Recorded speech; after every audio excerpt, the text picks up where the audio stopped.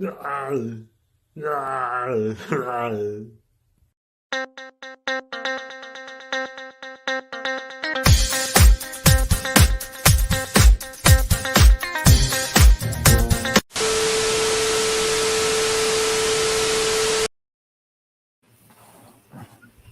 get the feeling like something's missing that's normally supposed to be here? Ah, well. Hey, let's live in the universe. It's Zander, and welcome to the Friday Night Smackdown watch along. Now, you might notice I'm in a slightly different location. I'm still in my house, actually. I'm in the exact same place I normally am. I'm just across the hall. So, hey, Zach. Hey, Pierre. Good to see you guys. Welcome to the show. Let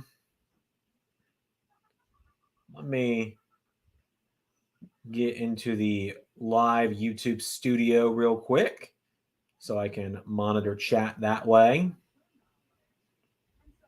I started 15 minutes early because I guess I just do that.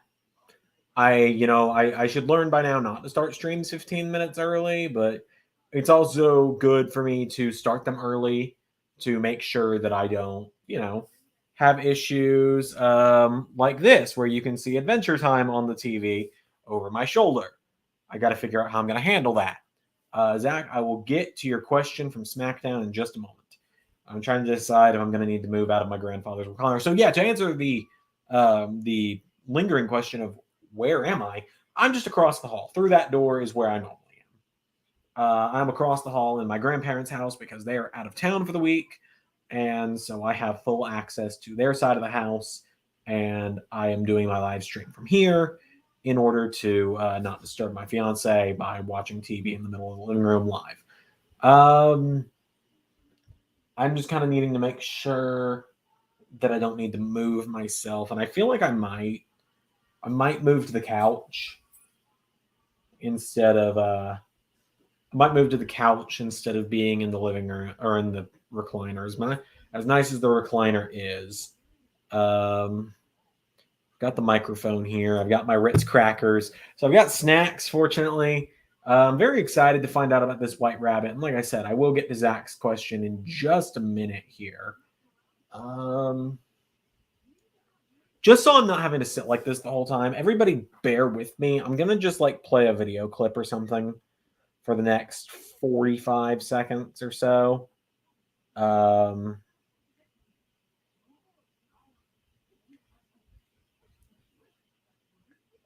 If you guys will give me just a few seconds here to get myself moved around. Oh, here's an oldie but a goodie. Oh my god! What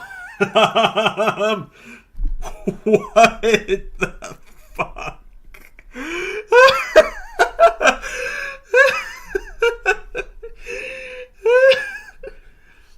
Oh my god! What?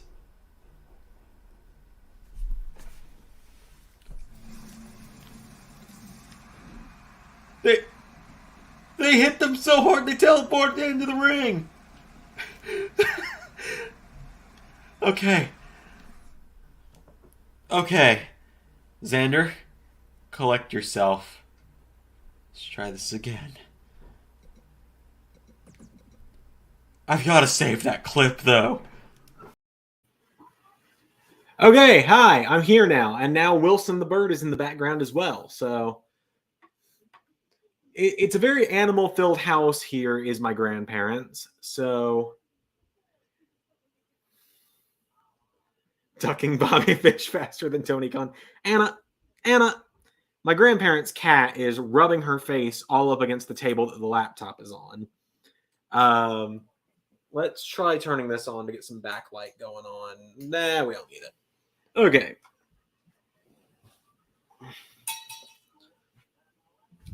Hi, here we are in the house I grew up in, for the most part. Well, one of the houses I grew up in. My family history is really weird. Anyways, so to get on with Zach's question from earlier, I remember Zach asked on SmackDown today if returns impact stories or bother me more than releases. And I said it's a really case-by-case situation, and it is a case-by-case situation. Because like I said, Gargano's return really helped us because we were out of stuff for him to do in AEW. I had to argue with Ray to get Ray not to make Gargano the All-Atlantic champion. There we go. I had to argue with Ray not to make Gargano the All-Atlantic champion because ultimately I knew he was going back to WWE. But then, like, Karrion Kross, Killer Kross was supposed to come to Impact alongside Wyndham. So that messed with that a lot. We're still figuring out where where Kross falls into everything. Obviously, if Wyndham shows up tonight, it's going to affect things. But like people who just weren't doing anything, like Hit Row returning, Dakota Kai. Well, I can't say Dakota Kai was doing nothing. She was literally going to be the first TBS champion. Ray, pretty sure, still hasn't mentally recovered from losing that. But like Hit Row, for example, Braun, people who currently were doing nothing on the channel, being able to return now does make things a little nicer because it will fill out that roster a little more in a time where roster depth is important to me. Are you using the Payback Arena in the game or costume? I think you mean custom. No, just using the in-game one. If there's an in-game arena that I like, the reason that we used a custom arena for Cyber Sunday was because the Cyber Sunday arena in the game was from 2008. So it was so outdated. Like I said, I don't know why I decided to start 15 minutes before SmackDown tonight. I can imagine Kross would have been the monster on Wyndham's leash. Yeah, pretty much. Kross would have been doing all the fighting leading into Wyndham's debut. So I had to rewrite a lot there. And like I said, if Wyndham happens to be who the White Rabbit is tonight, which I genuinely might actually believe at this point, it's going to be very interesting. So I've not eaten dinner yet. I should have. I was recording some content for the other channel today, actually. I was recording content for the Zander LS11 channel, and I was recording it with my younger brother. We were doing some multiplayer stuff. We did a few rounds of multiverses together, and just seeing Adventure Time made me think of that because I main Finn in that game. We played some multiverses, and we played a little bit of Phasmophobia, so there should be some videos on that coming out in the next few weeks at some point whenever I get around to editing. Payback is going to be amazing. I think you guys are really going to like it. There's a lot of twists and turns coming. I know Stone Harper, I believe is who it was. Oh, by the way, everyone, I got a new phone. It has been 4 years since I got a new phone. 4 years. And I finally got a new phone. Anyway, I believe it was Stone Harper. I know someone commented on SmackDown like 2 hours ago now. Rampage is turning on Johnny at Payback. Mark my words. That's one of those things where it's like, I can't give you an answer to that, obviously, but it will all make sense in due time. Pierre says, who beats Wardlow for the TNT title? You think it's Swerve? I think Swerve's a good shout. I think Swerve, if he's going to turn heel on Keith, doing Swerve and Keith for the TNT title makes sense. And then just kind of thinking out loud here.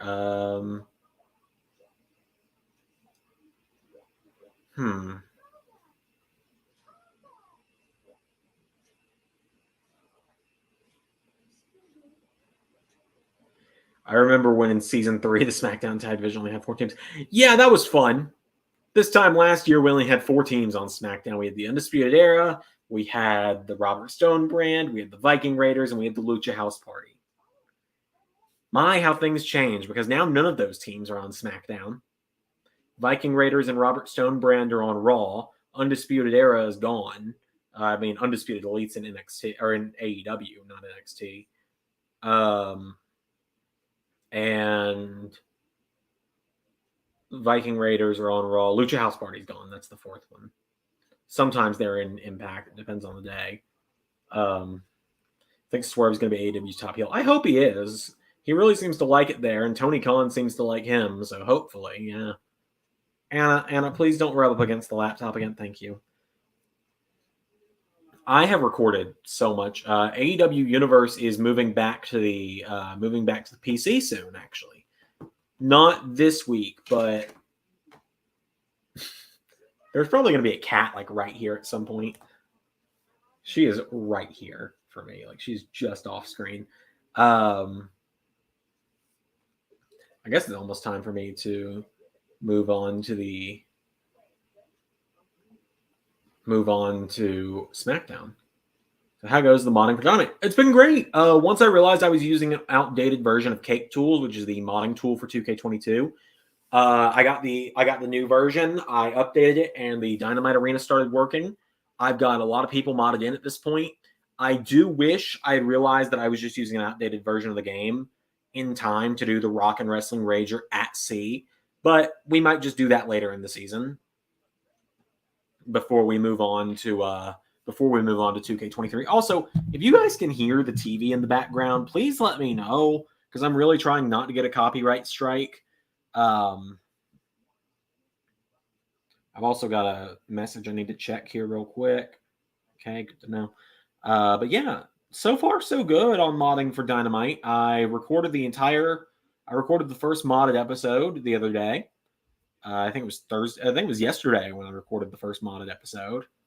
Halfway through an Impact episode. Impact is not going to move to PC, and Impact's not going to move to PC for the sole reason of the reason Impact's not moving to PC is because there's only so many mods available, and there are like no mods I could use for Impact. Like there's maybe a Wyndham mod, and other than that, that's about it. Oh, and Jonah, I guess.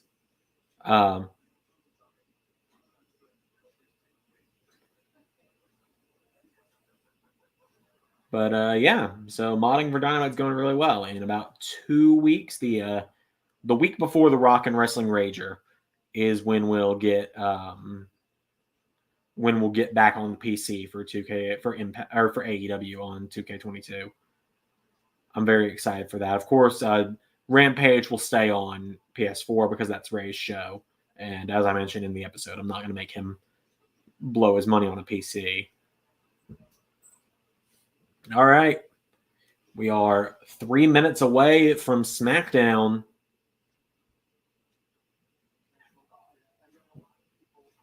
We are credits for TMZ are rolling now, America's top news source. Yeah,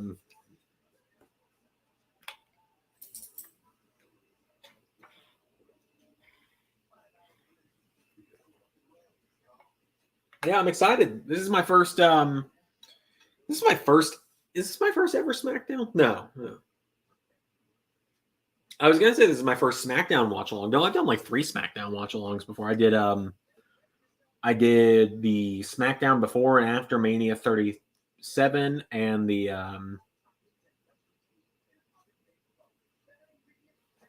and then I watched SmackDown before Mania this year. What a weird year for CM Punk and AEW. I think ultimately the run was good. The end was bad. Like the MJF stuff was great. The Eddie stuff was great. It just, it self-destructed is what happened. And, it was a thing that I think a lot of people knew that was a risk that came with CM Punk was the ego. I really do. I just also think that a lot of people forgot about it. I made a joke for Against All Odds when James Storm was coming out. I said James Storm should know a thing about Against All Odds. Yeah, I'm not like an Impact history buff, so I can't say I really got that one, quite honestly.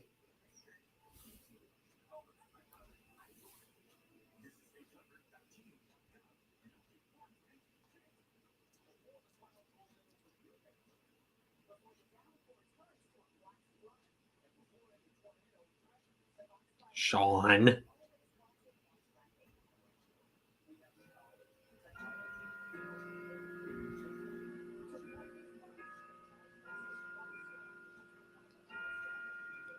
All right.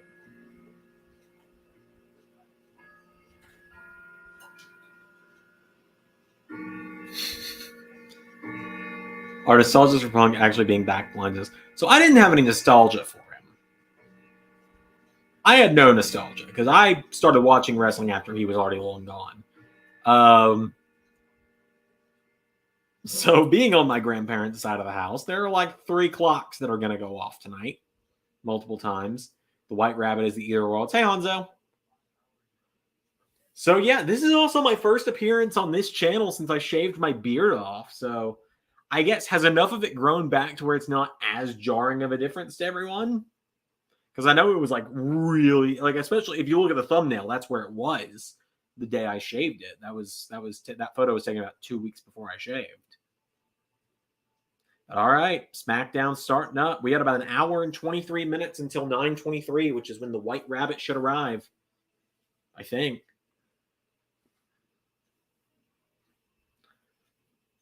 I've got some snacks. Do you think Orton is coming back from his injury? Probably not anytime soon. I imagine Royal Rumble will be the soonest we see Randy.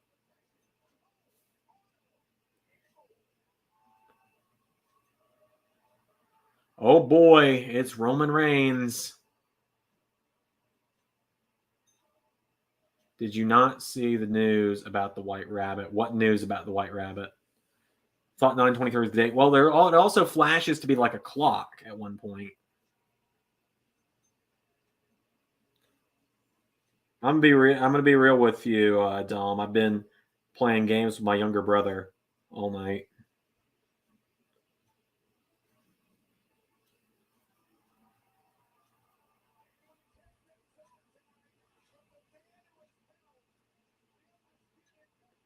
Oh my God, we're getting the Sami Zayn bloodline entrance. Oh, Steve from Going in Raw is gonna be freaking out.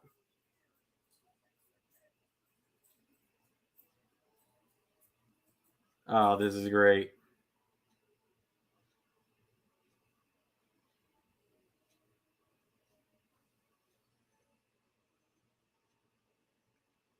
Hey, Shinobi, welcome to the stream, man. Good to see you. Sammy is a treasure. Look at this.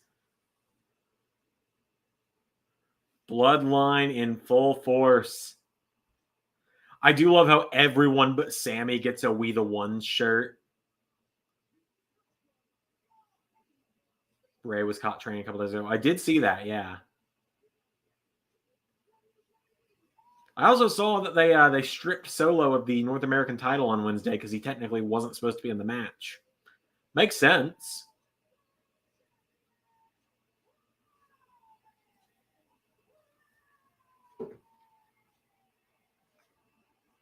I'll be at Payback stream.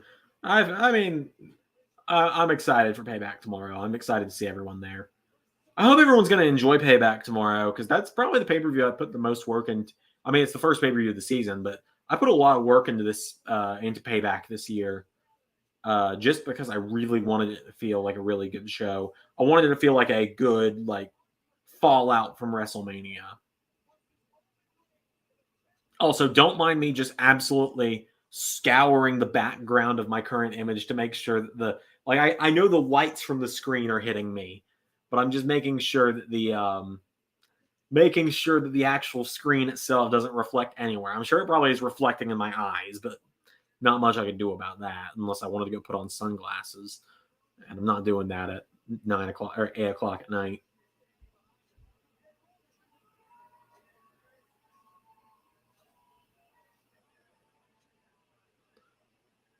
I'm so into Sammy being in the bloodline. I don't want them to turn on him. I think I'd rather BJ. Yeah, it's gonna be Sammy that they kick out though.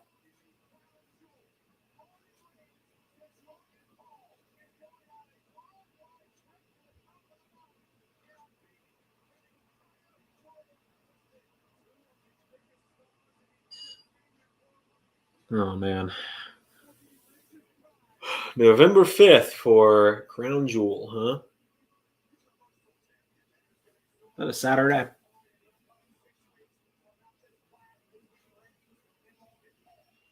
What is the longest normal weekly episode? The longest normal weekly episode ever. I think an episode. Oh, son of a bitch! What time did it say? Hold on. What time did it say Crown Jewel was going to be?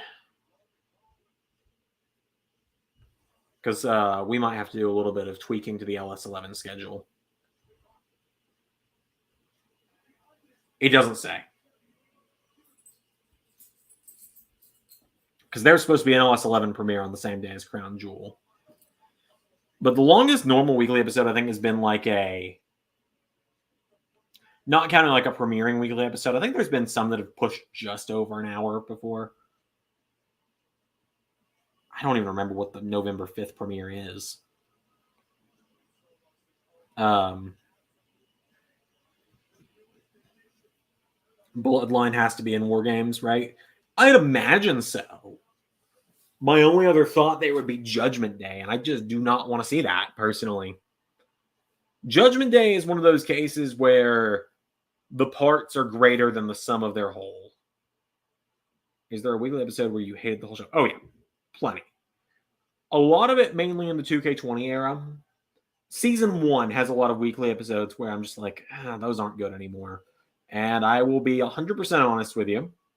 I don't know if he's still in the chat or not, but there are some NXT episodes where I'm just like, this is such a filler show. And even Ray has admitted that some of his stuff is, even Ray has admitted that he knows some of those episodes were filler.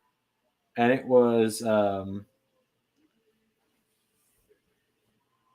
boy, we're 7 minutes in the show. I wonder what Roman's going to say.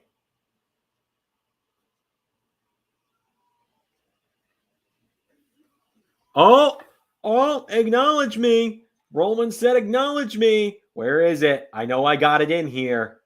Oh, maybe I didn't put it back in yet. Oh, no. Oh, no, I don't think I've got it. Oh, wait, no, there it is. He's in, boys. He did it. He said it. Good morning, everybody. Hopefully that woke you up a little bit.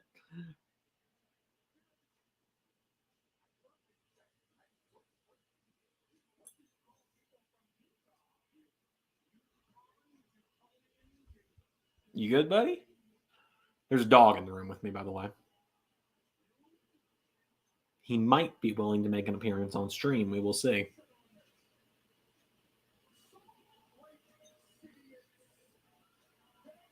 feel like Roman needs a bit of a tweak to his character. Yeah, I'm getting really tired of his promo entirely being place we are at, acknowledge me, and it taking 10 minutes to get to that point. It's exhausting.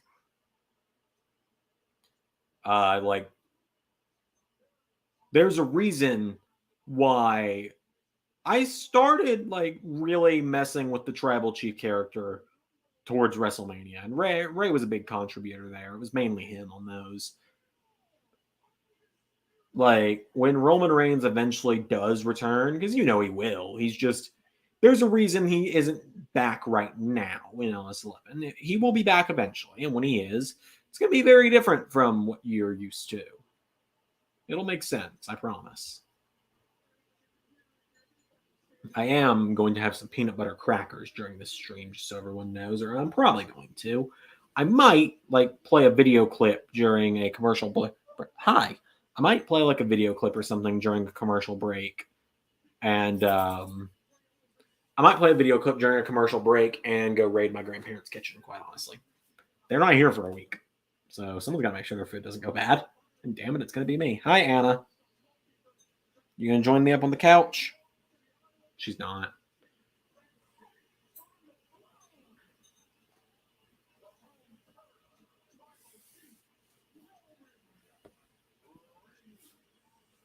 I love his character.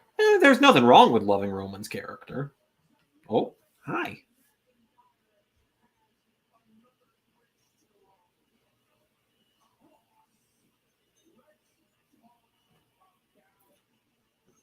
This isn't the first time Edge and Cena are in a WWE Fatal 4-Way title match at pay-per-view after WrestleMania. Oh, I'm sure it's not. I remember Fatal 4-Way just used to be a pay-per-view. Oh, you coming up? You coming up? She's up. I've been joined. I now have a co-host. Hello. What do you think of the show so far, huh? What are you thinking about?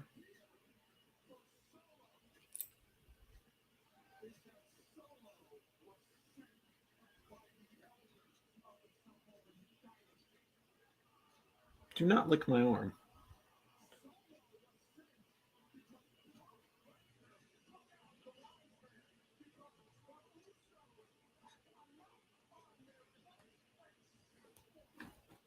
Remember Judgment Day, the pay-per-view? Yeah. Yeah. We nearly brought that back as a pay-per-view, and then they made a faction called Judgment Day. I was like, well, can't do that.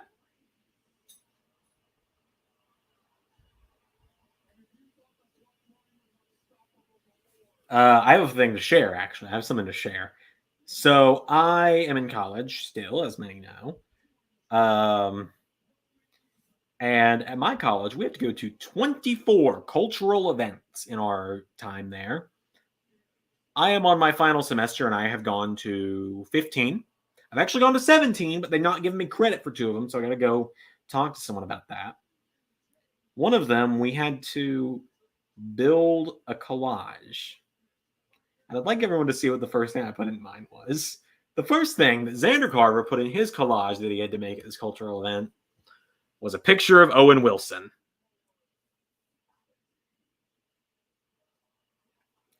Because of course I did.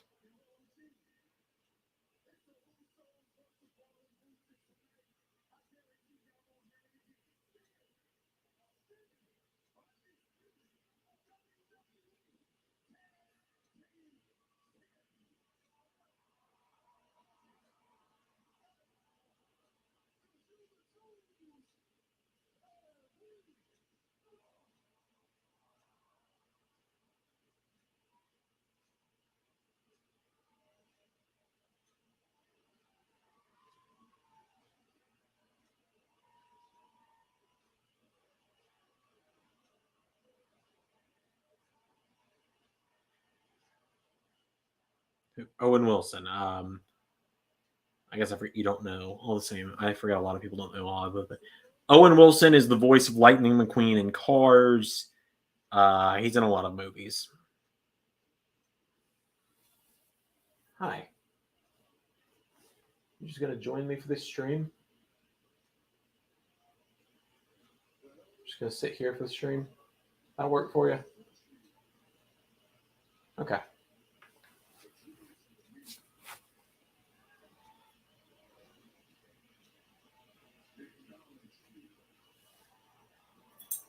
Oh, he just told Solo to acknowledge him.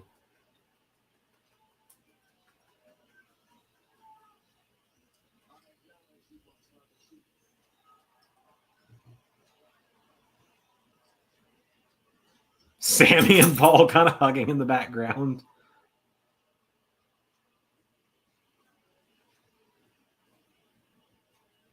So it's not the bloodline that I'm getting tired of. It's more Roman not coming to work.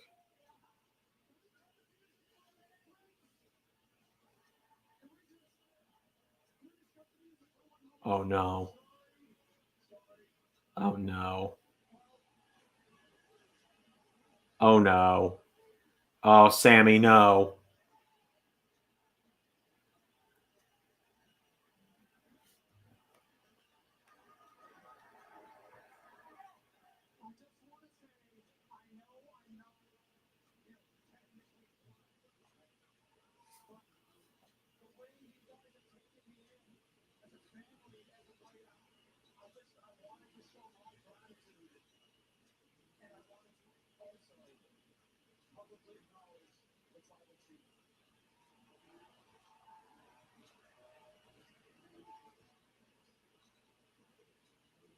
Oh no. Roman's laughing. I'm scared.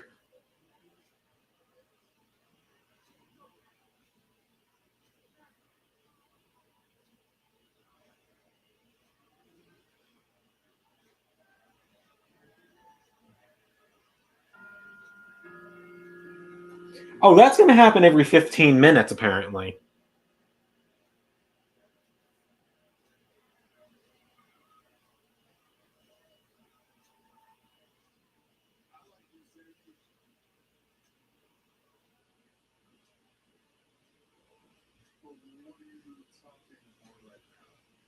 Oh no.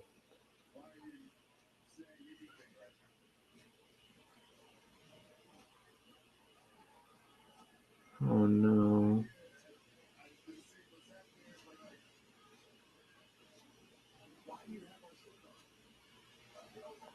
Oh no.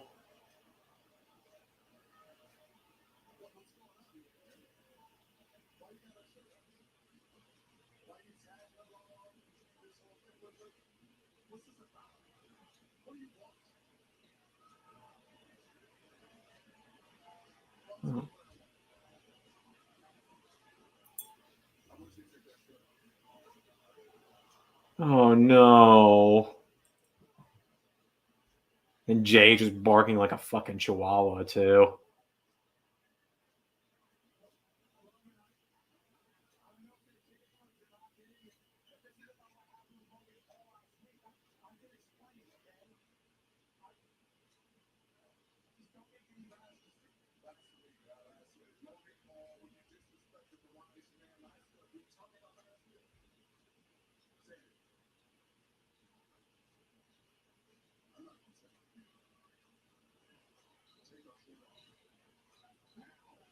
Oh, Sammy. Oh, Sammy.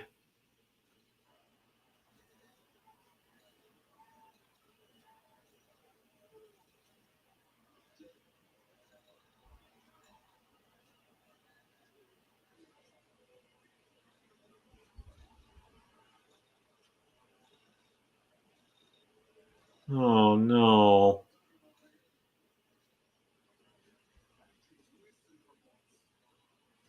I'll start responding to the chat again after this.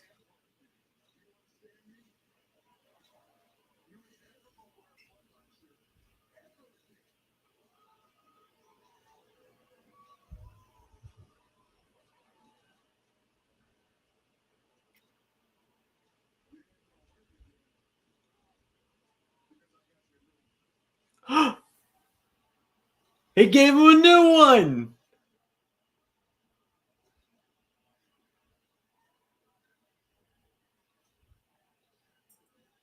Oh, he's got his own shirt.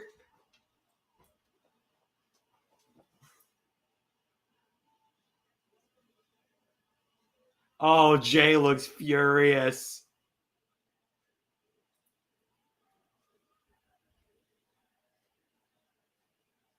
Look at that. Yes.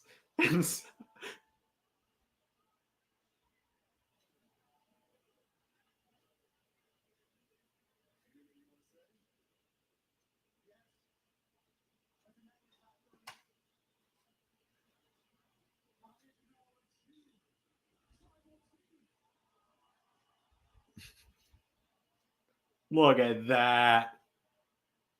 Roman's just like, what's this hugging shit? Oh,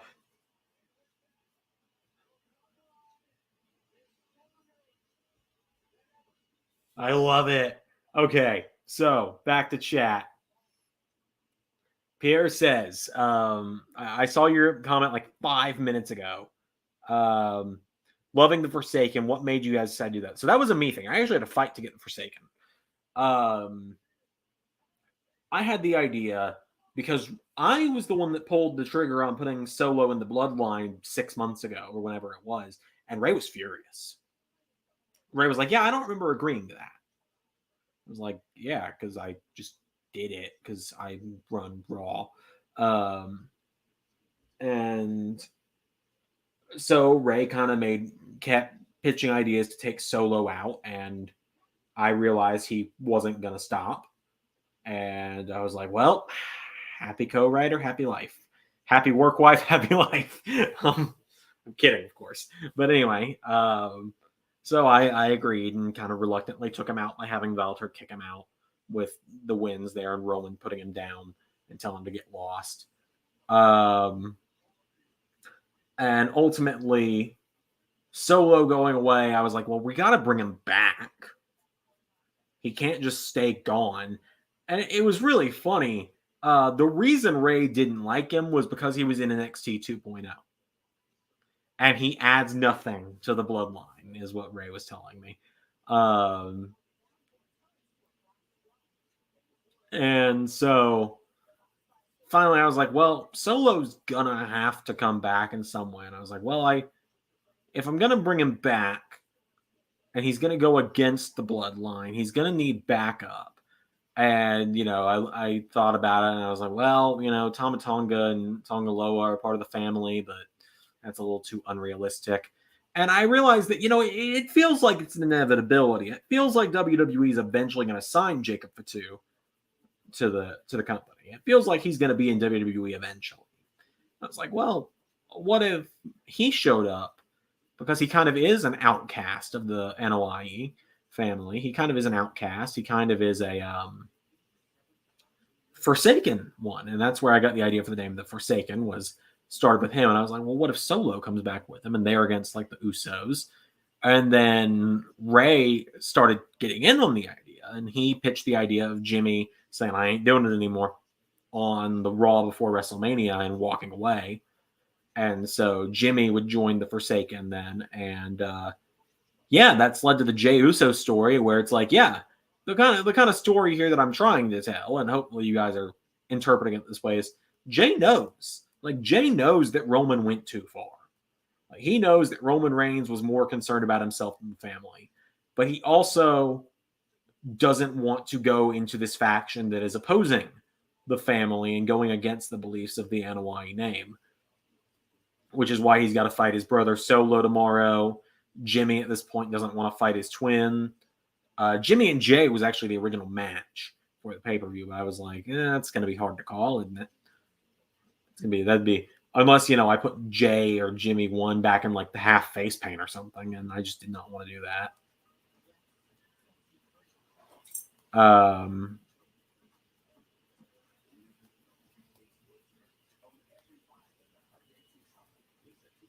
So that's ultimately where the idea of the Forsaken and Jacob Fatu came from.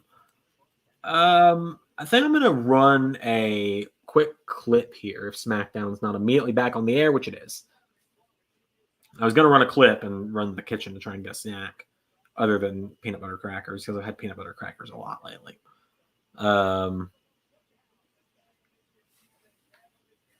yeah, I mean, just keep questions like that coming. It helps me. Questions like that help me fill time.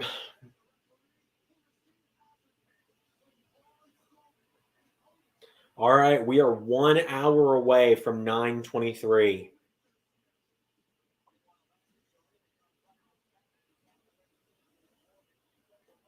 Oh, okay. Liv Morgan, the SmackDown Women's Champion, is kind of getting half a jobber entrance, but that's fine. I'm sure it's all okay. Oh, no, it's okay. Lacey Evans got the full jobber entrance. Hey, Zander just got in the chat. Can't believe Sammy's officially in the building. Yeah, it's great, isn't it?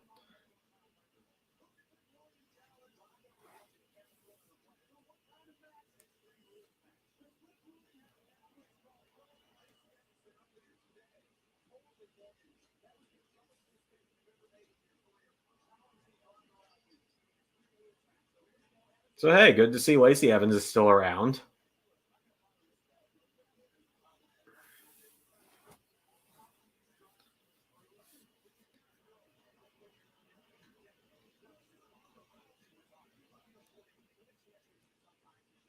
Lacey Evans' new theme. So I really liked Lacey Evans' old theme. It was one of those themes where it was just like, I hate that I love it.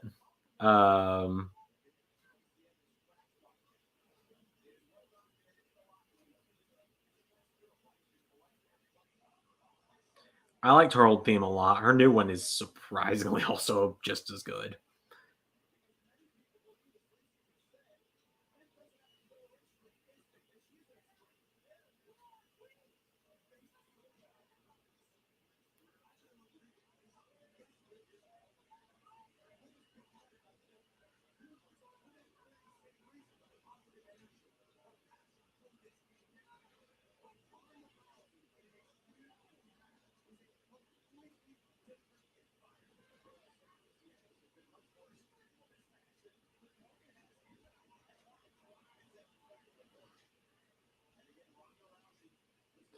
Oh, man.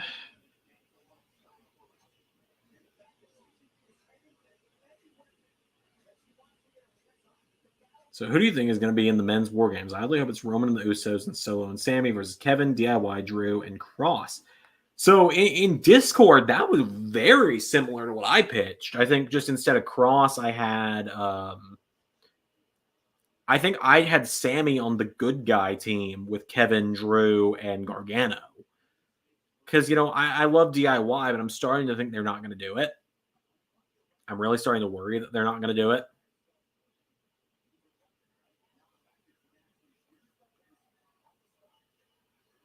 I do think it's got to be Bloodline, though. I watched Murph's new What If video where he put Judgment Day in there with their mystery leader, which ends up being, well, I won't spoil that because I know a lot of people here do watch Murph's. I watch him now that he does the What If stuff instead of Universe. I just have a very hard time getting into other people's universes. Like when Adam and Carson, or I guess Matta and Greg Tree, as most people know them, when they were doing their universe, I was trying to stay in it, but I also, kind of struggled. I also noticed a few regulars from the LS11 universe over on the, what was it? I don't even remember his channel name right now. That's bad.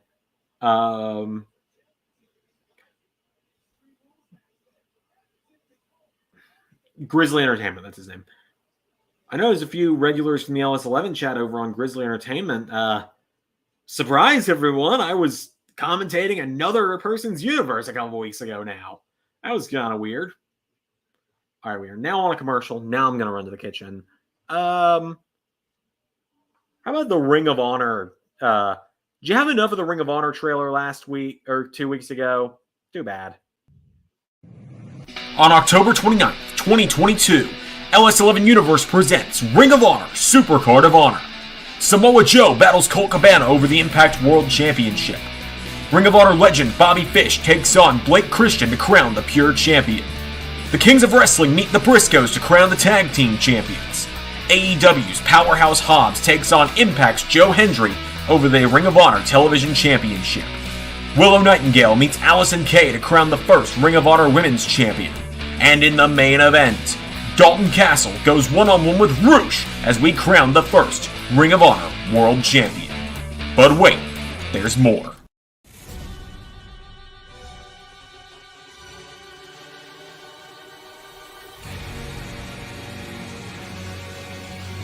The American Dragon, Bryan Danielson, finally returns to Ring of Honor for the first time in over a decade. All of this and more, October 29th, 2022, only on LS11 Universe.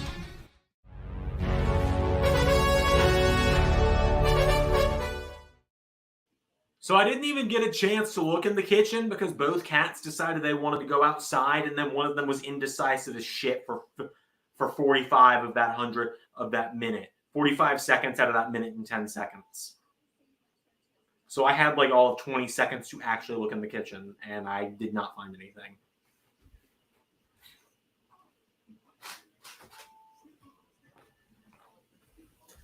Because my grandparents' cat was indecisive as fuck. Anyway, I wanted to add Seth to the bloodline and have a dynamic where Jay is the only one that doesn't like Sammy and Roman doesn't trust Seth. Yeah, I don't know that I'd see Seth in the bloodline, personally. I just don't see it.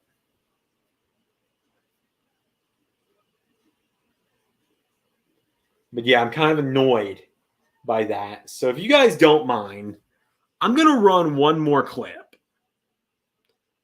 And this time, I'm going to run... See, the issue is most of my clips I have are like 5-minute music videos from a couple years ago that we did. So, quite honestly, I might just go in the kitchen on camera. So I'm just going to go into the kitchen on camera, I think, at this point. I'm not going to carry the laptop with me, you guys. I'm going to get to go on a field trip into my grandparents' kitchen. That's all that switch does? 22 years, and I did not know that that's what that switch did. Hold on, everybody. Zander is really hungry and looking for food. All right, let's see here.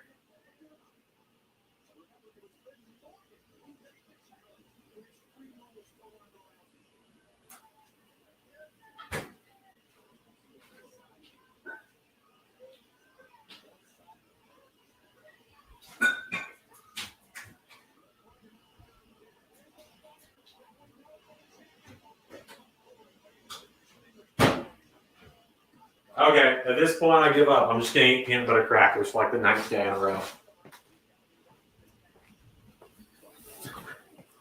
I'm back again.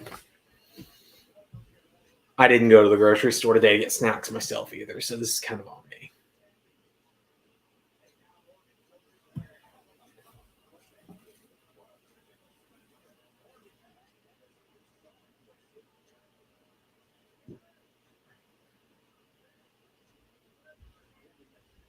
Seth constantly trying to get Roman to give him the title. That would be kind of cool.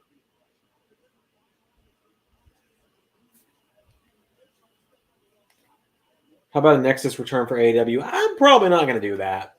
Because at this point, like, the members of the Nexus, Daniel Bryan, I'm doing something with Daniel Garcia. Wade Barrett is signed to WWE, just not as a wrestler at this point. Ryback, no. David Otunga, Justin Gabriel's an Impact. Heath's an Impact. Michael Tarver's MIA.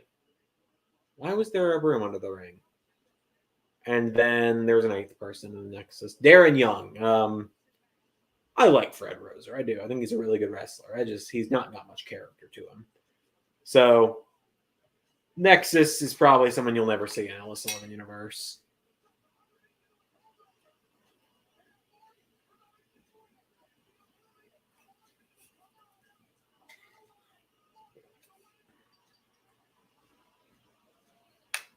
Just Gabriel and Slater in Impact. See, the thing is, I keep forgetting that PJ Black is in Impact Universe. And Heath is just kind of doing his thing with Rhino.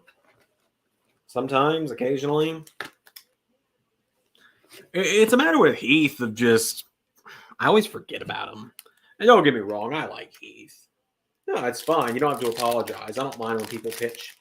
I don't mind when people pitch stuff. I just also don't like to put it in the kindest way possible. I just typically don't like to go for fan pitches because, you know, you do one fan's idea, then everyone thinks you're going to do everyone's idea.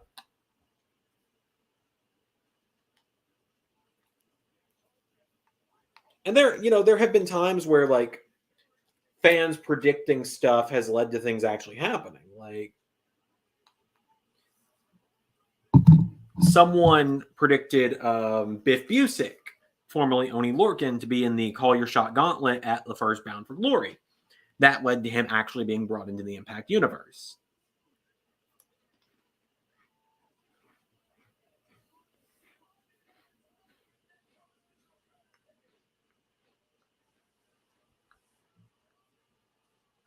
IMO, heel Seth is best. Seth Monday Rollins.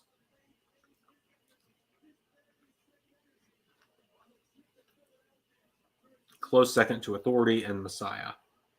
See, Monday Night Rollins is my favorite. Monday Night Kingslayer, kind of around the same time as when they happened.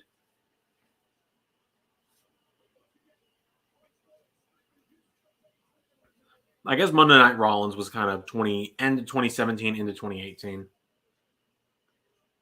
I predicted 2 WrestleMania matches. Which ones did you predict? I'm trying to remember.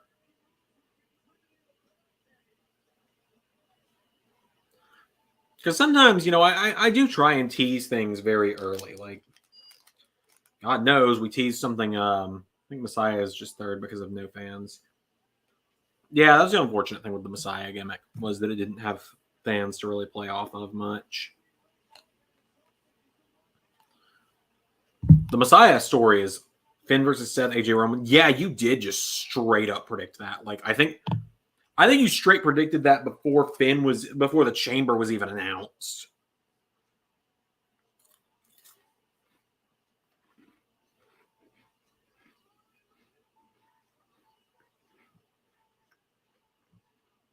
Jeez, Liv.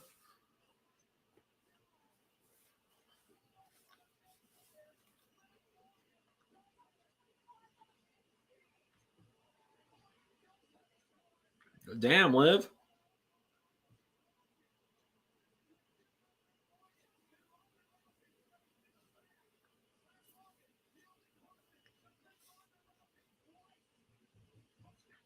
I do wonder what's going to lead to Liv retaining against Ronda, because I genuinely don't think they're putting that belt back on Ronda.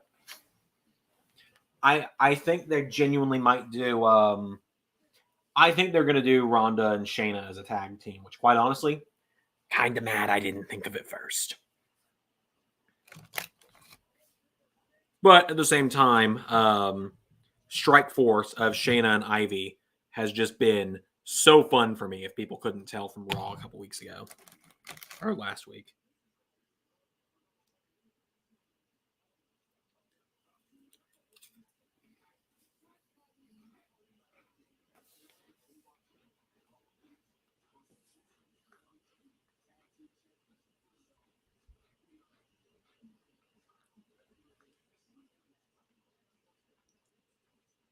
Feuding on Mysterios forever didn't help. Yeah. Pretty sure the Mysterios was the only Monday Night Messiah feud.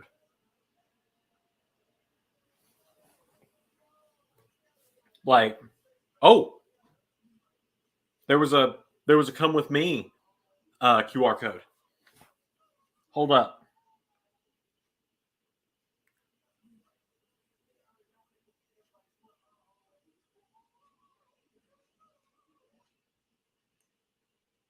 Oh yeah, I guess KO in the road to WrestleMania.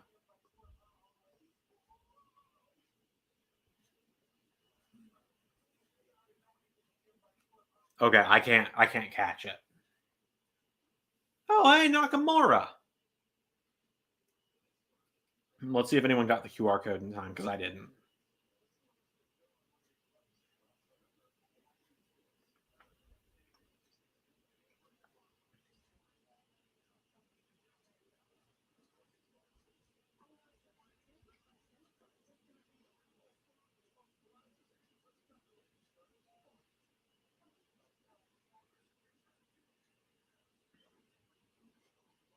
Hero's been okay since. Yeah, they've really not done much, have they?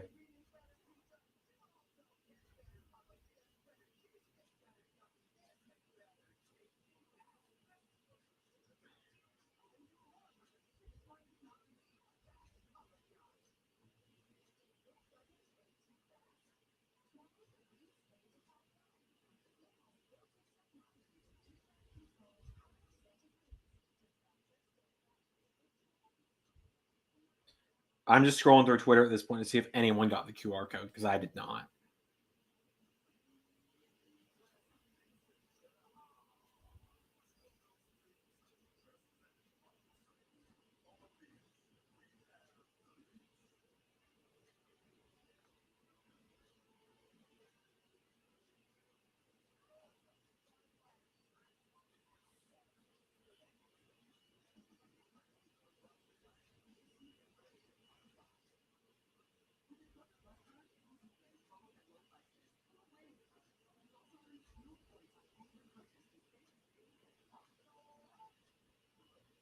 $1.89 subs. Yeah, we're getting there.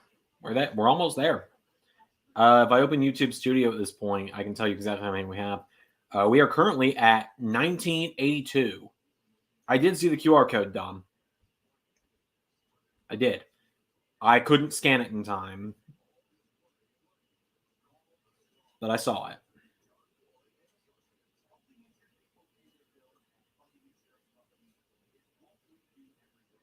Twitter's going nuts. No one has seemed to get it yet.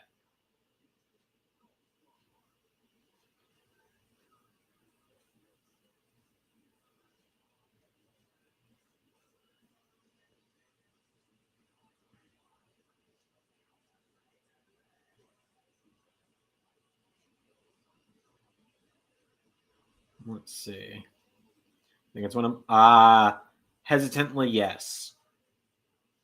To be honest, if it's just a Karrion Kross thing, Karrion Kross is the second most disappointing thing it could be.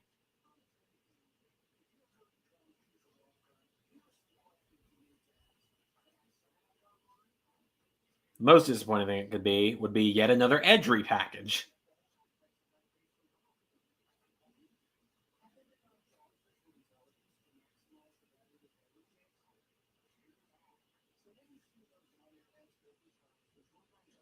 Okay, anyone get it?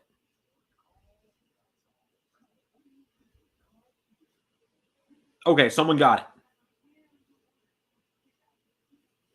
I understand why Cody would want Johnny on Raw on that SmackDown 2 weeks ago, I think. Hear me out, Adam Rose. Yeah, who knows why Cody wants Johnny on Raw?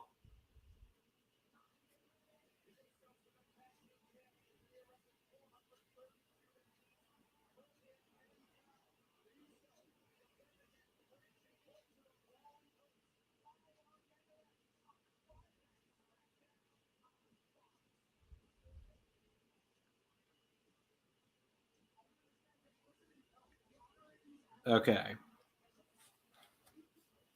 So let's see here.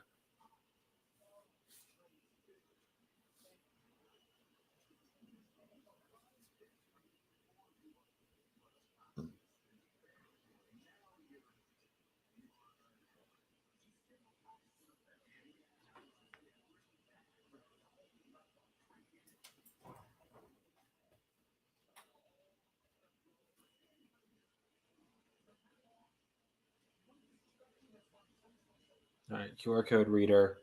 If I could actually get my phone to sync my Google Photos, that'd be fantastic.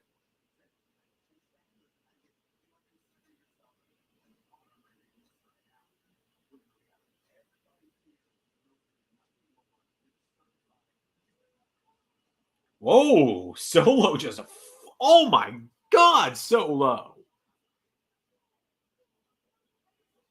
Okay, hold up. I got it. I got the QR code.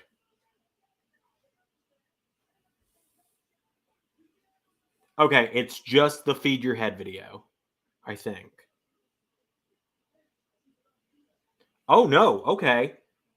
It's actually an interactive game. You're guiding a rabbit. You're guiding a white rabbit through fire.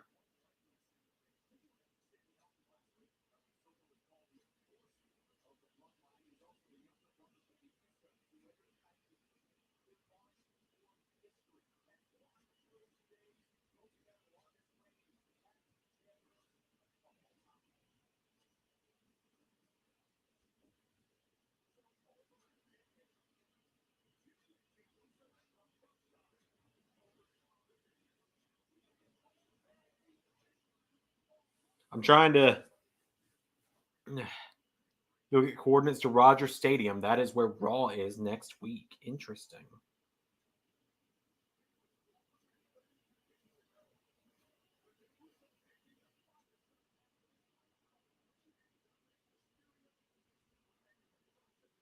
I don't know if I'm going to be able to complete it on my phone, but I'll try my damnedest.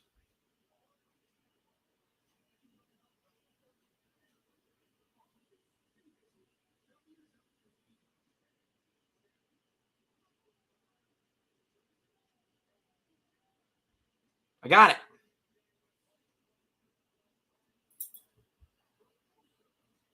I got it.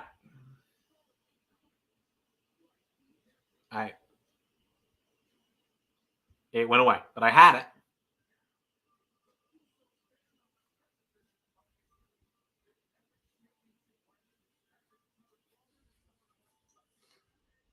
So that is where Raw is next week. I feel like he's got to be here tonight though, with the 9:23 thing.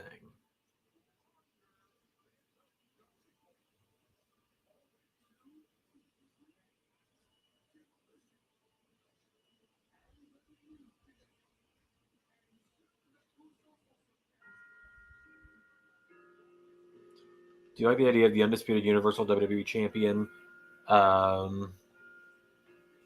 Zander, do you like the idea of undisputed Universal WWE Champion or for the tag one, considering there are not a lot of teams? So it's kind of a mixed bag for me.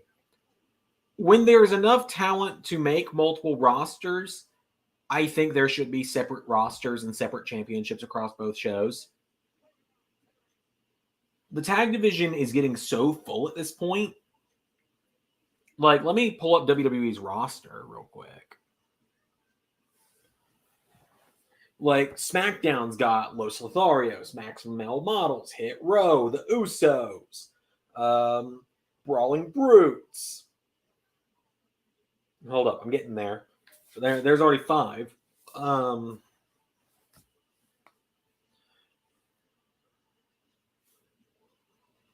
Excuse me. Thank you, ads. But yeah, you got Hit Row, Los Lotharios, Brawling Brutes, Viking Raiders when they're healthy, Usos, New Day, Jinder and Shanky, Imperium, can't forget about them. I don't remember where I said Maximum Male Models. Boogs and Nakamura when Boogs is back. You got a lot of people on SmackDown. You got almost 10 teams on SmackDown, possibly 10 if I didn't miscount. And then on Raw, you got...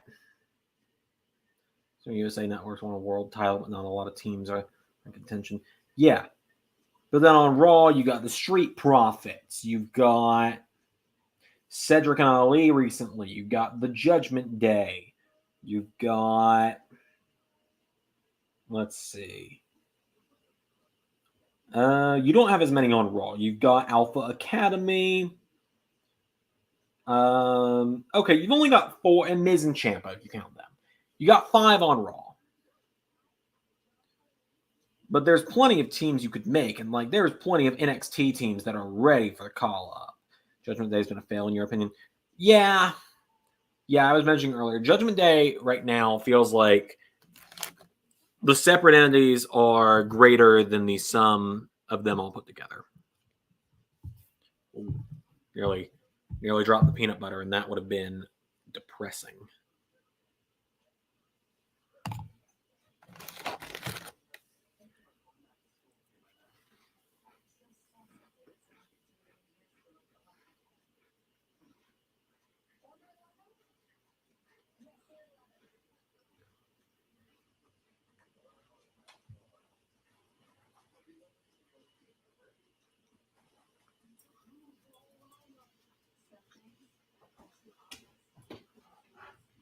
You good, buddy? The dog just woke up. He was asleep for a little bit.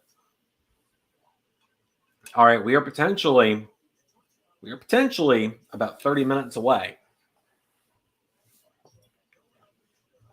I just feel like we've got to get something more than QR codes tonight, because you can't just tease 9:23 and then flash it from 9:23 the date to 9:23 the time and not do anything.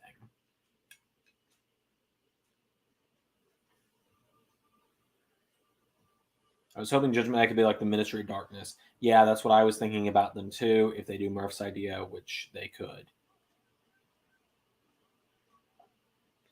Yeah, I'm not spoiling it either. It literally came out on my drive home from work, so I played it through the speakers of my car while I drove.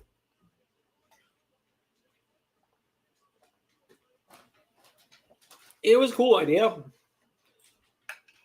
See, here's the thing with Murph's. I think Murph's has good ideas. I really do. I think the what if videos suit him really well. Haven't kept up with your universe mode. Gotta watch some videos after the stream. Well, you picked a great time to jump in, because we are coming up on tomorrow is the first pay-per-view of the season. And fortunately, knowing who the champions are is not hard, because the banner on the channel is the current champions. And then down, not in the description of this video, but in the description of Universe videos, there's a link to a page called LS11 Universe Rosters and Statistics, which shows all of the current rosters, the current champions, title history, and stuff like that.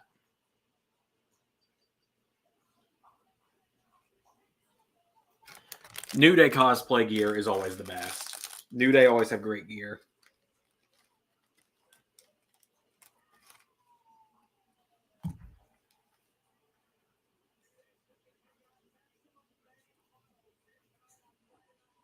So this is just me thinking as a businessman perspective. Triple H has got to know.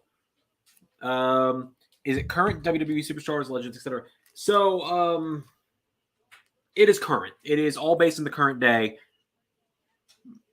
Sorry, had peanut butter on my finger. I realized I was on the stream as my finger went in my mouth on that one. Sorry about that, everybody. So it's current day.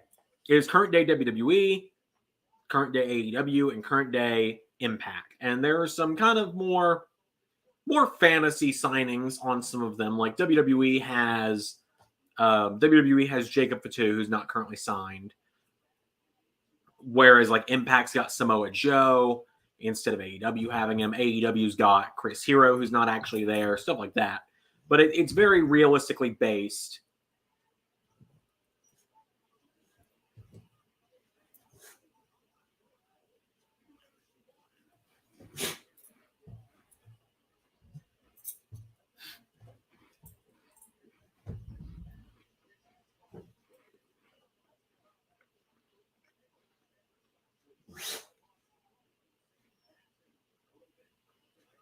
Yeah, not yet for Jacob. I do feel like he's going to be in WWE one day.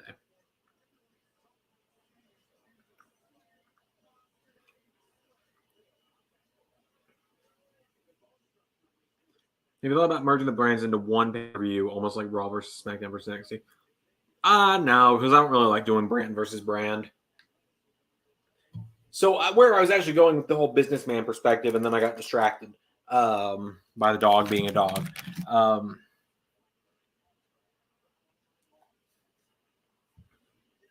If I'm thinking businessman mind, Triple H has got to know that with the Wyndham teases, there's more eyes on SmackDown tonight than normal. This is the night where you have Max Dupree snap and turn back into LA Knight.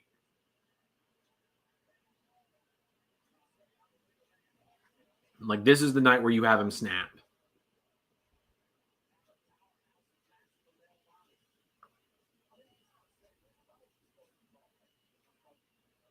He might sign a year 3. Yeah, I feel like he genuinely might. WWE used to have that really good relationship with MLW, and then MLW sued them or something like that.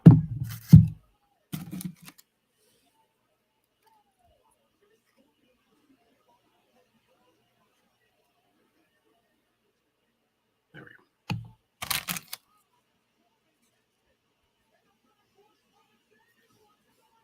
And New Day wins.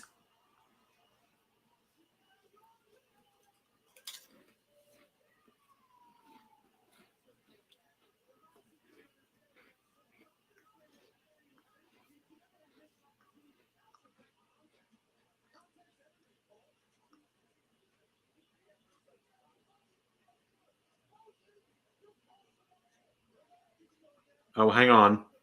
He's snapping.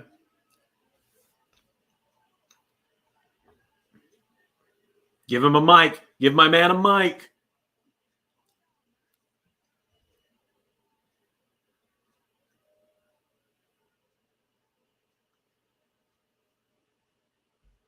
He's just walking. Damn it.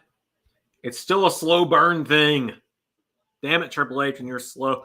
Oh, but well-paced storytelling. Max is angry for literally nothing. They literally have done nothing as a team. They've lost every time they've been in a match.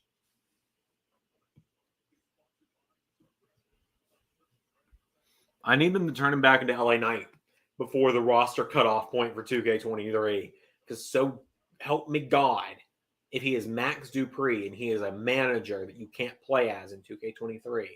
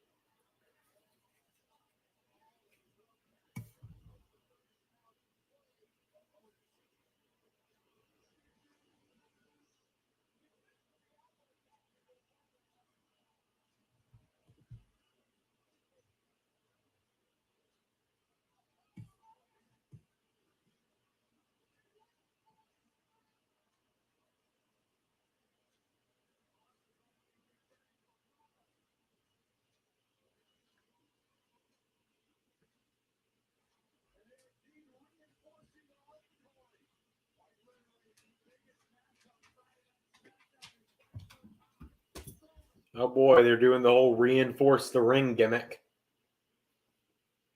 Did Aleister Black leave AEW? From what I've gathered, yeah. From the statement that he put out on Twitter, I believe so.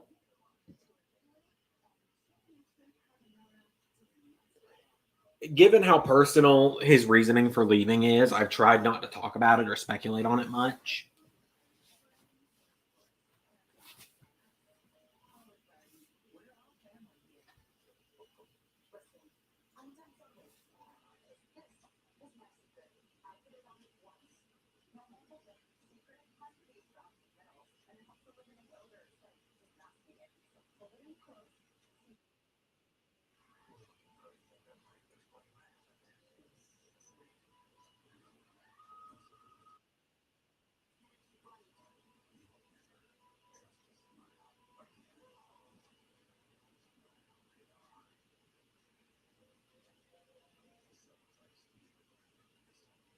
Sorry, my fiance was sending me some text. She's just across the hall, but that's why I'm over here is screaming so that I'm not, watching wrestling in the house, like our apartment is essentially just one room. We got the bedroom, and then the living room and dining room and kitchen are all there are two doors in our apartment, a door to the bathroom and a door to the bedroom. What if Bray Wyatt show up with Eric Rowan and Bo Dallas? Well, then he shows up with Eric Rowan and Bo Dallas.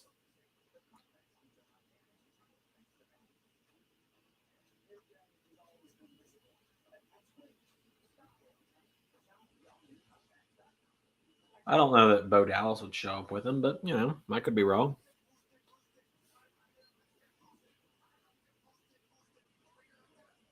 For all I know, the 923 and 923 thing, given the coordinates take you to Raw for next week, it feels like this is just going to be a scavenger hunt that leads you to Extreme Rules. Which I will be watching that live.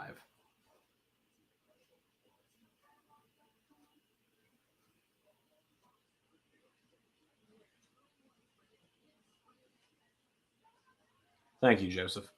Glad you enjoy it.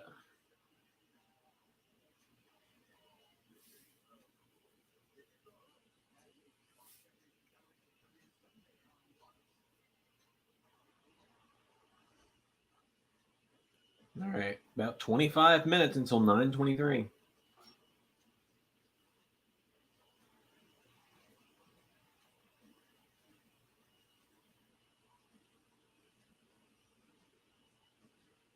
Fight Pit's going to be fun.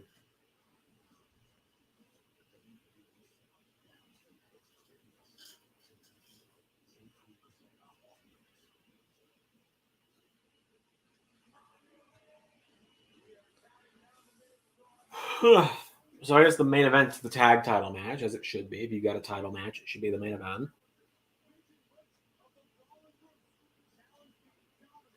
Hey, Sammy got a new render with his new shirt. Nice.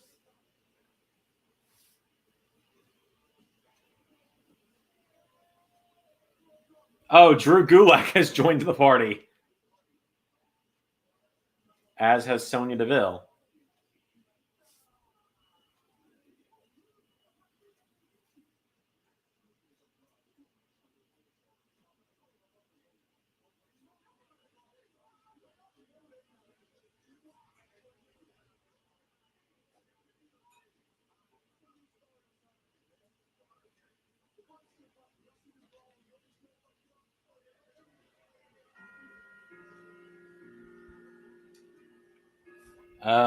Best channel on YouTube. Congrats on everything. Thank you, Stefania.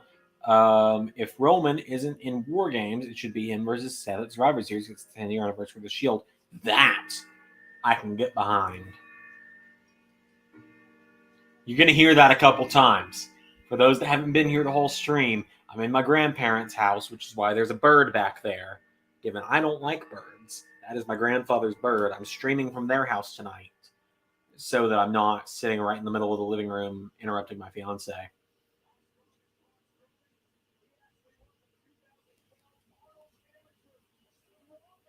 So you're going to hear their grandfather clock and then their living room clock go off a few times each. It's Braun's theme of remix of his old one. I think so. They've also changed him from Monster Among Men to Monster of All Monsters, which, you know what? I'm fine with it.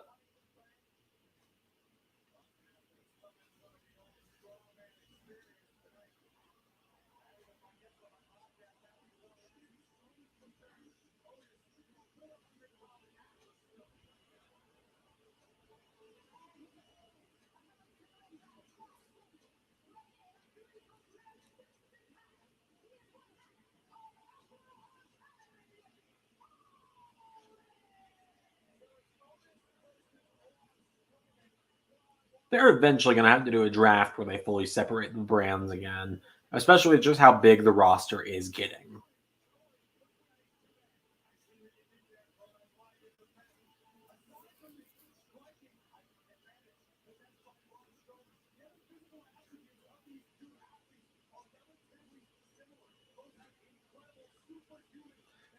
Ever since his return, Braun looks like he's going to cry every entrance.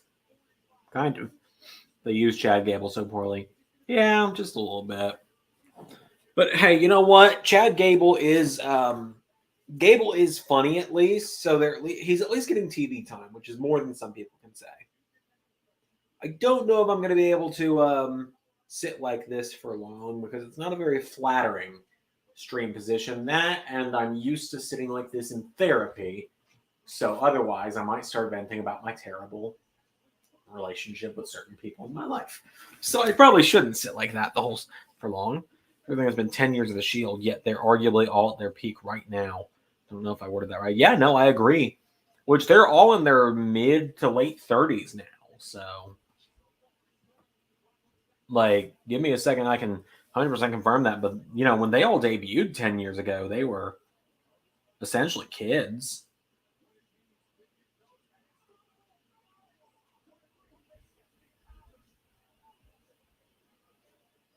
Let's see. Seth Rollins is 36. So Rollins was 26 when he debuted.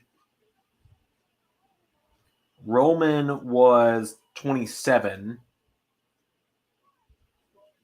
And Mox was 26. So yeah, I mean, mid to late 30s, that is your prime of your career.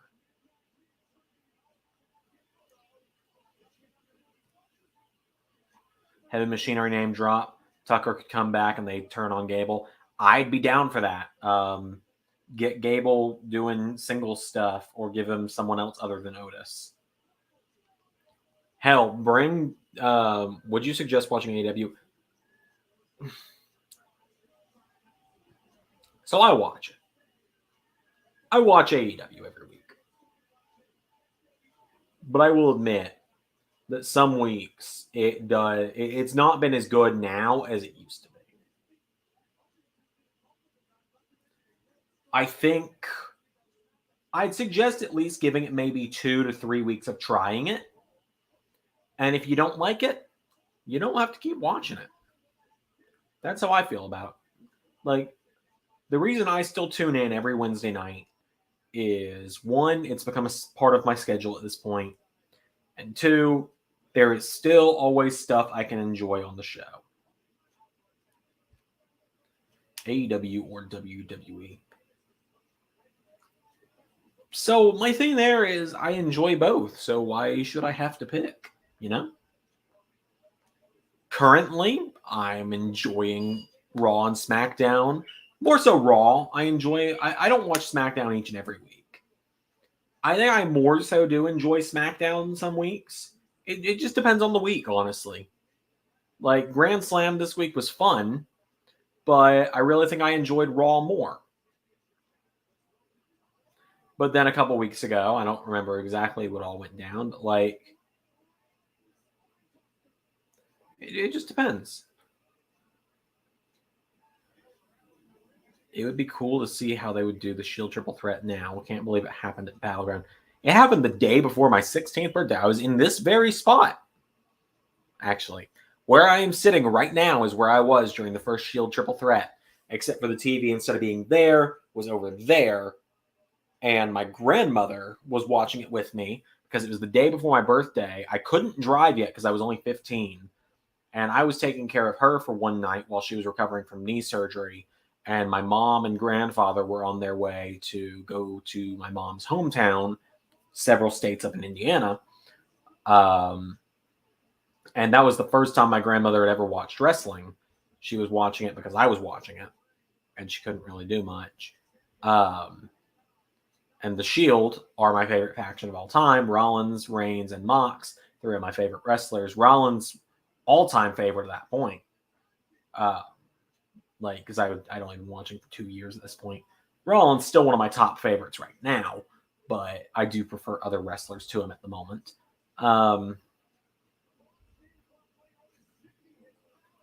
Otis isn't about to beat Braun in Braun's return match, is he?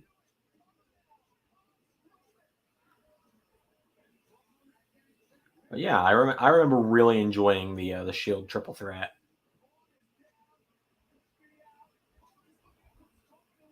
Like, it was weird that it took place at Battleground, but that Battleground show was insane.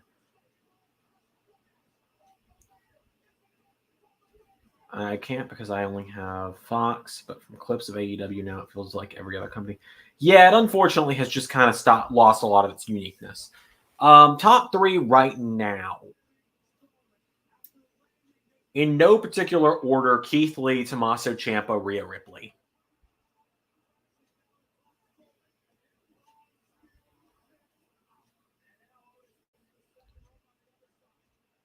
But if you're going to have me split between male and female, top three men right now, Keith Lee, Tommaso Ciampa, Seth Rollins.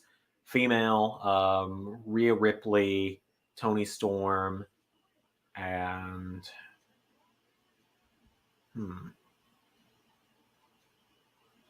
probably Jade, actually.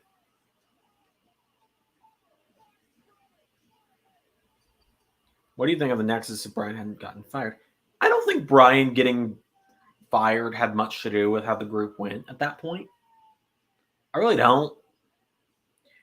I think maybe the thing I would have done at that point is give Barrett the WWE title, have Brian be like kind of his main whipping boy of the Nexus, be the one that he always puts down the most, and maybe that would have organically gotten Brian over, and then you do Brian and Barrett for the WWE title at WrestleMania. It's just spitballing. Could have been at WrestleMania 32 if Seth didn't get injured. Yeah, it could have been, but I don't think that's where they were heading. I think they were probably going to do Rollins and Triple H at Mania 32. I think Triple H would have turned on him before Mania 32 at that point. I really don't know, though.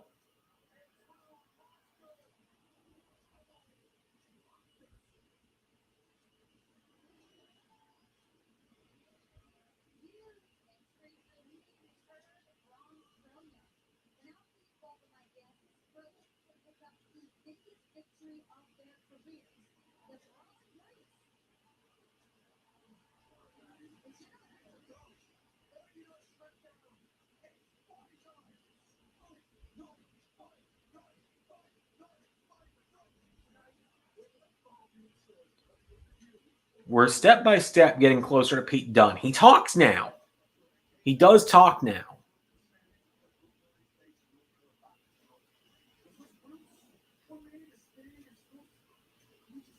Yeah. Seth was going to lose the title to Roman at Survivor Series 2015.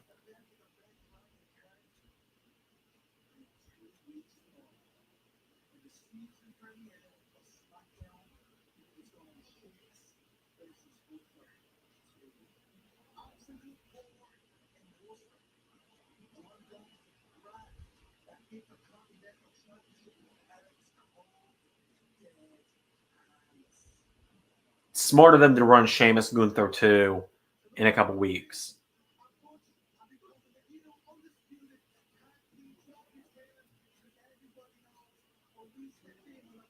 Smart to run a second match between them after the success of the first one.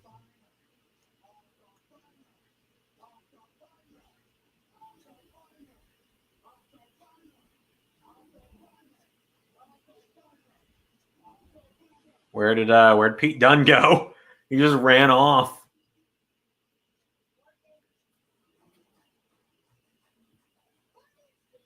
The dog is asleep next to his bed right now. How'd you come up with gimmicks? How do you come up with gimmicks if you do? Sometimes they just kind of come to me. It's not very often that I do gimmicks like of my own.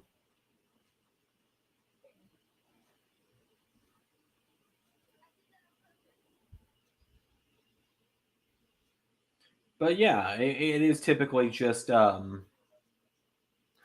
they just kind of come to me. I think of like what would fit this person and stuff like that. Like, you know, I guess you could say Fight Factory Balor is a different gimmick from the Finn Balor that has been on TV, but that's more just Ray giving me ideas to or feeding me stuff that makes him more like Prince Devitt of old.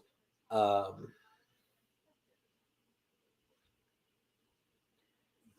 we're still so far from being able to announce what I want to announce, man. We are at this point.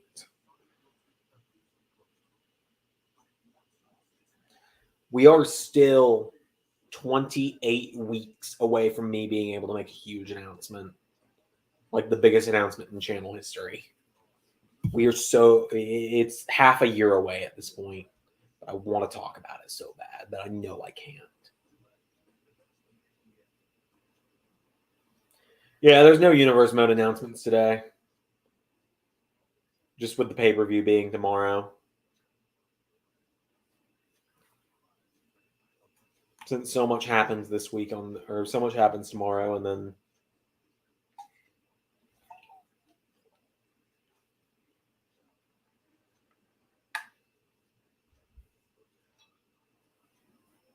it is such a huge deal if I know about it this far in advance, trust me.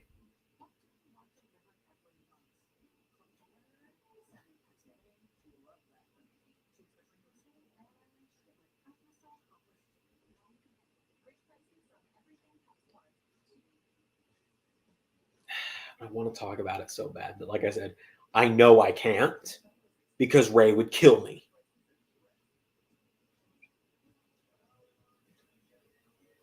How about doing a universe mode recap for the week? Just because Ray was supposed to. Ray was supposed to do weekend recaps. Now we have Rampage.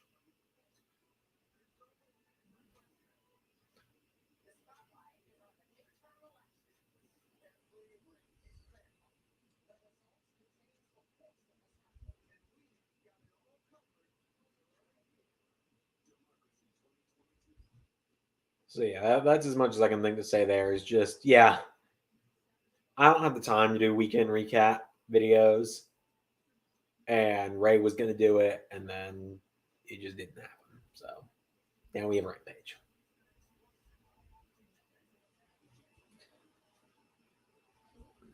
Yeah, exactly. An extra show's better than recap. And, you know, I can't say it's funny for those that aren't in the Discord.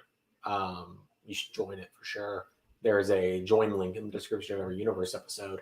I really need to not throw my head back like that, otherwise I'm going to start venting like I'm in therapy, and I don't have therapy again until Wednesday. So, it is funny. Ray actually put out a feeler in Discord.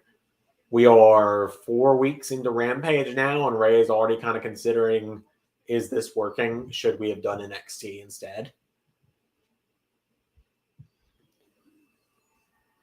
Not to plug myself, but I've done a gimmick combination or do what Bray did for the Fiend with Seth Rollins. Interesting.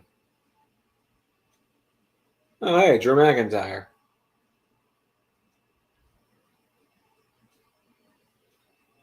What has he got in his hand? Is that a...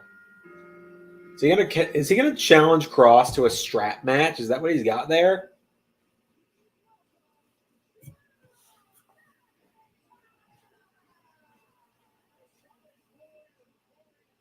McIntyre, who tomorrow at Payback in LS11 fights for the United States Championship. We are 9 minutes away from 9:23.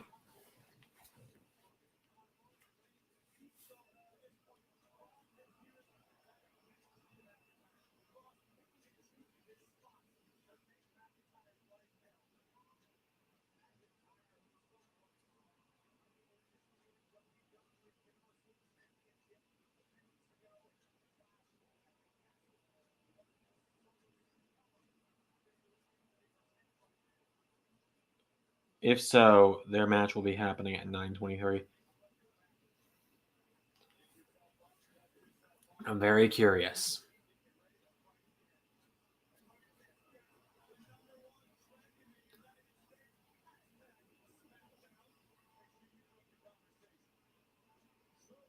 The 6 are going to hold all the gold after Payback. Even though I hate the 6, I'm predicting a clean sweep at Payback. I was okay until the draft. Hey, you know what I can announce, actually? I can make one small announcement, and it's not a major announcement by any means, but I can announce that a week from Monday, so not this coming up Monday, but the following Monday, Seth Rollins will return to Raw to give a time estimate on when he will be officially cleared to wrestle again.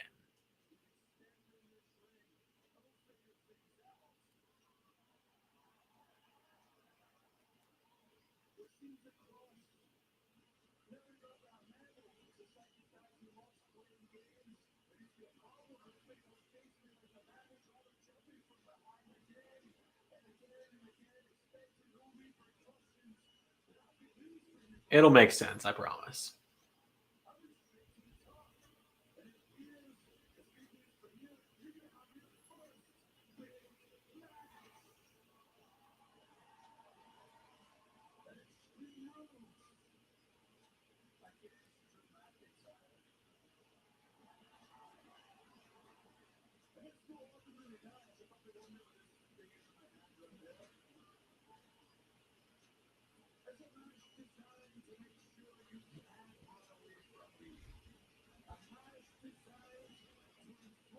I was stumbled on my payback predictions because my safety prediction is injured. Yeah, well, how it happens sometimes.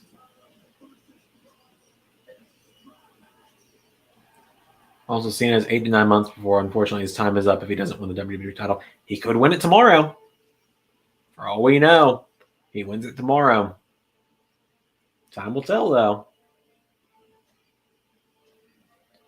All right, at this point, Kross is going to be in the ring at 9:23. And there is an hourglass in the White Rabbit tees.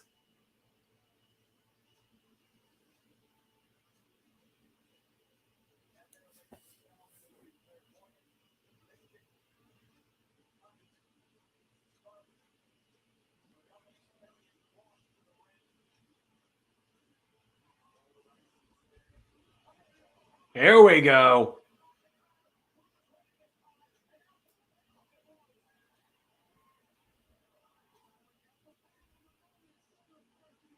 I hope they make sure that it's not a,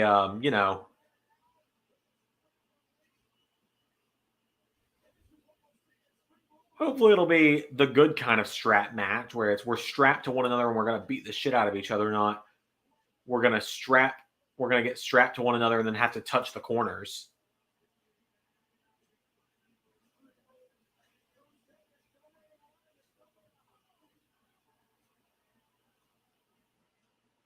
Not sure how I'm feeling about Drew getting the jump on him, but at the same time, you can't just have Drew being made to look like a punk every week and then Kross just beat him.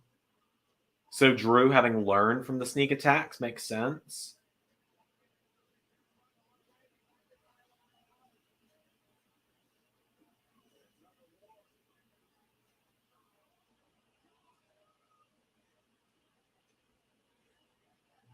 Drew and Kross is going to be great. I am excited for that match. The strap stipulation should be interesting.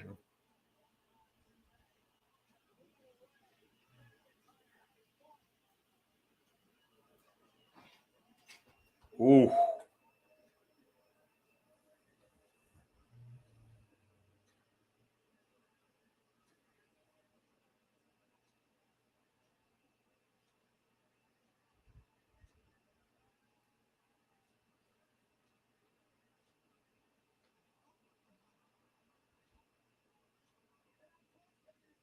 Three minutes.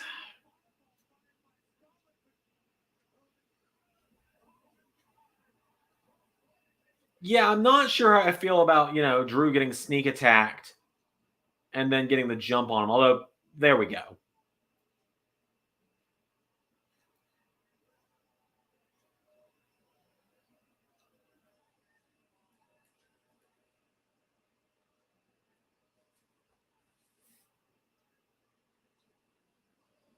Hold on. We got something that I need here, and it should be towards the end of last year that I got it. I've got an image that I need. Pretty sure I found it after I moved, so it would have been sometime after last September.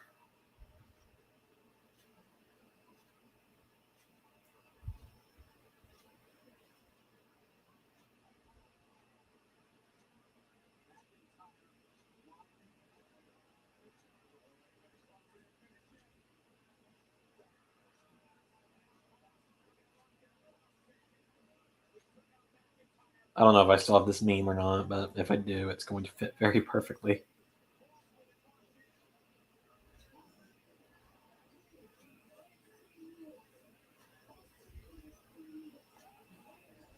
Damn, I don't think I have it anymore. So the meme was, it's from SpongeBob. So the meme from SpongeBob is from SpongeBob. It's from it's from the pirate episode where Mr. Krabs is trying to find the pirate treasure from when Mr. Krabs is trying to find the pirate treasure from the board game. And he tells SpongeBob and Patrick not to look at the map. The map falls open and suddenly their eyes just come out of their heads and like start scanning the map. It's that, and just on the eyeballs, it just says respectfully. And I was going to say, that meme is me with Scarlett.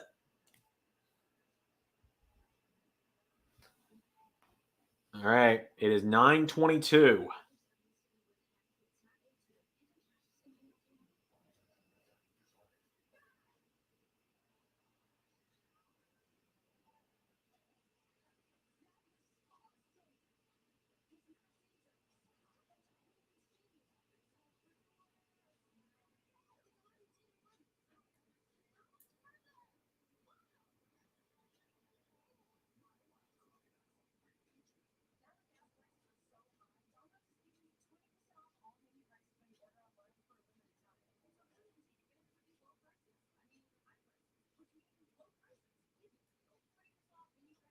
Yep, 9:23 is here. We're on commercial break. I don't think we're actually getting. And that's weird because it went from 9.23 to 9:23. So it made me think it was going to be 9:23, 9:23. So it looks like we might not get anything again until Monday.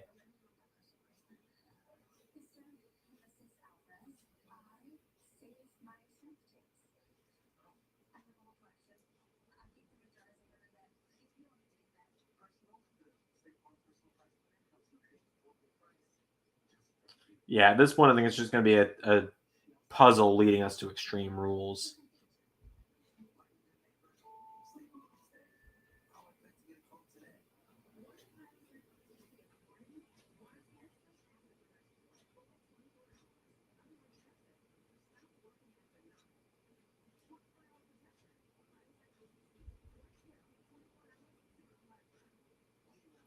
It's in Salt Lake City right now.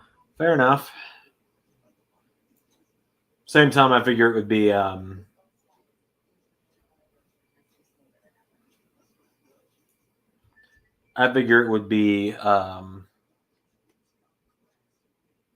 do you call it? Eastern Standard Time, because that's where WWE operates everything off of.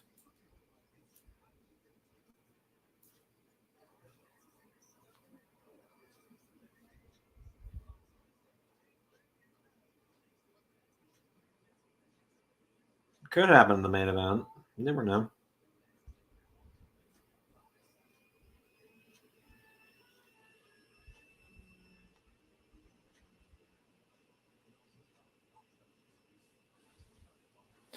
All right. I do not know if I'm going to be able to find it. I will keep looking during this commercial break. Now, watch people will complain about this story because they have to wait, but those say people also complain no long-term booking. Yeah, you're absolutely right on that one, Zach.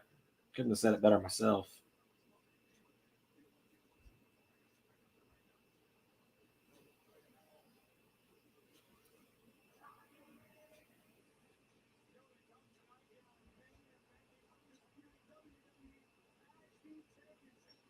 Let's see. I'm now back to the point before my fiance moved in with me. Because I know I sent it to her a few times, like, as a joke.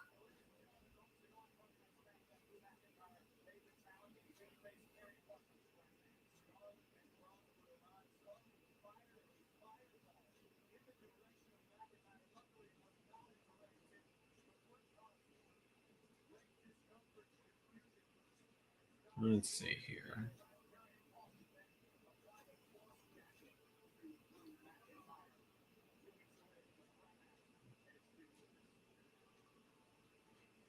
And yes, I'm very well aware that the show's back on at this point. 2 hours long, starts at 7, I'll end at 9. I don't think it happens. Yeah, it's unfortunate. I clearly just I clearly read too far into it.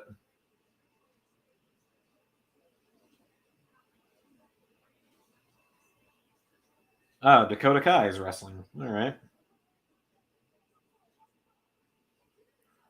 I'm going to keep looking for just a minute here because at this point, I think I know about how long ago I sent it. But also, I'm going to just scroll back through months and months of photos. There we go. Let's see.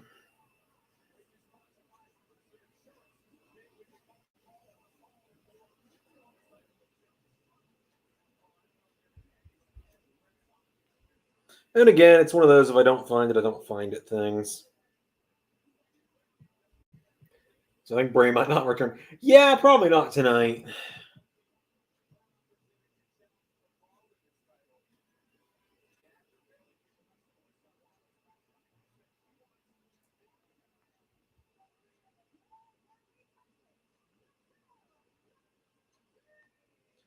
Raquel and Dakota on Smackdown, huh?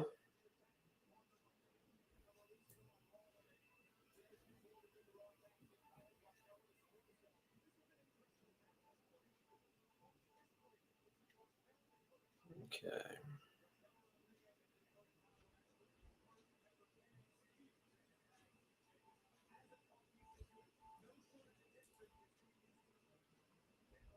At this point, I'm more determined to find it than I am than anything because I need everyone to see what the hell I'm talking about.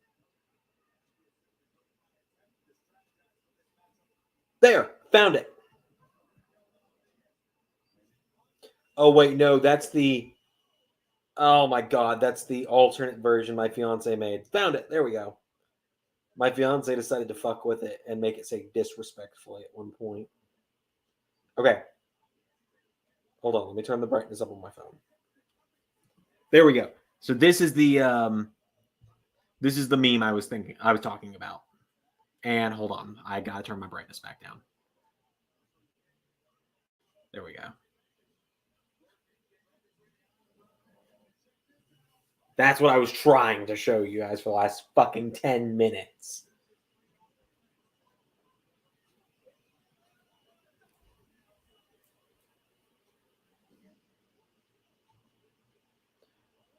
Oh, there's Shotzi. No tank, though. Yeah, it'll be Extreme Rules before we get Bray, I'm pretty sure at this point.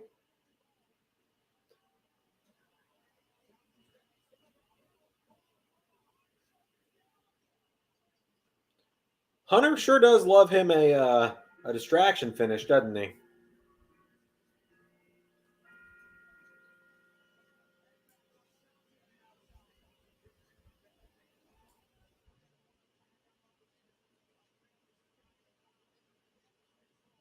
Yeah, first women's match on the show, even with trips and creative, women's division still isn't really treated enough, although this is a book. Well, I know that. You've told me that you're a guy before. I just read the usernames usually. I've known you're a guy since you told me the first time. Any day now, I'm starting to dread it. Any day now, the LS11 AEW Women's Champion is going to show up to back up Shotzi and Raquel. Any day now, Tegan Knox is going to walk through that entrance and reform her team with Shotzi.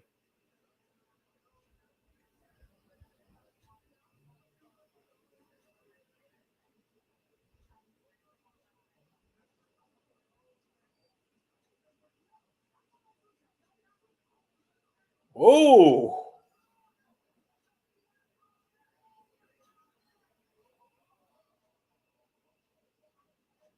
Shit.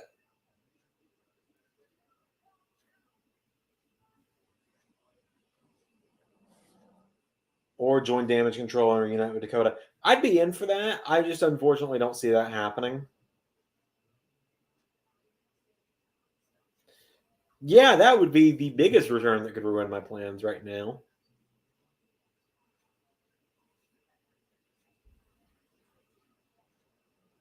Oh, shit.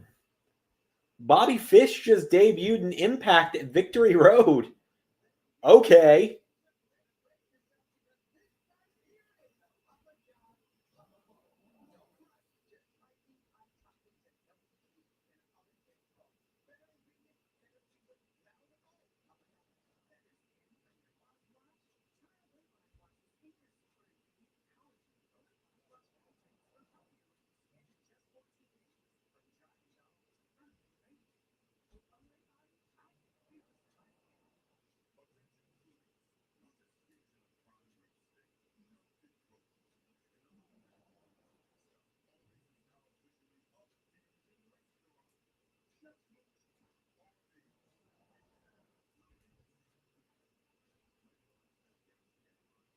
So Bobby Fish is in Impact now. Interesting.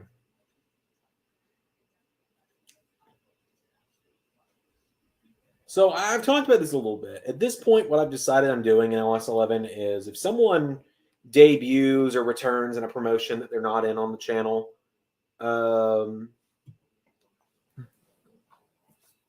if someone that's in WWE gets fired in LS11, at this point, or someone from AEW leaves the company and then immediately shows up somewhere else and stuff like that,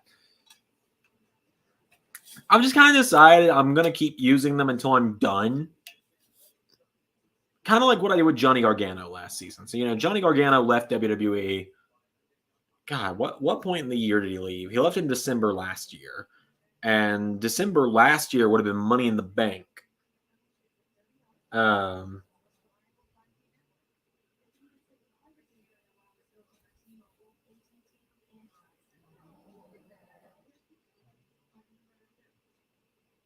Oh, yeah, there was another QR code. I saw that on Twitter. I haven't checked it yet, though.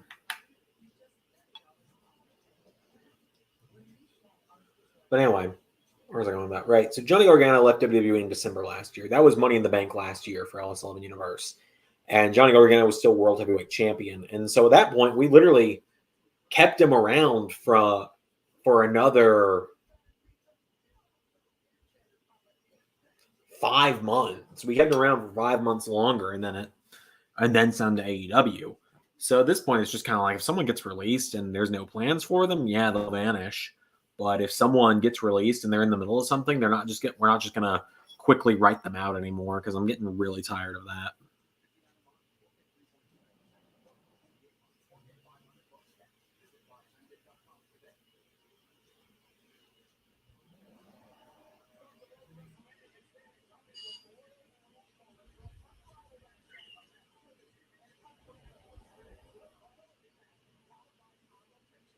Let's see if I can find the new QR code.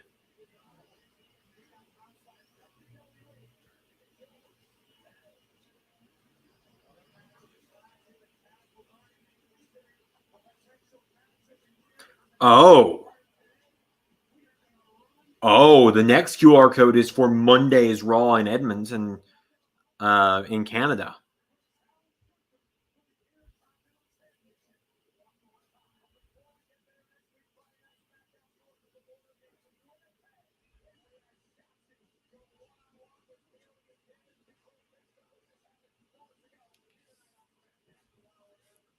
I do think the Adam Cole character needs to evolve a little bit. You need watching. Stuart, I'm not really sure what you're trying to say there, quite honestly.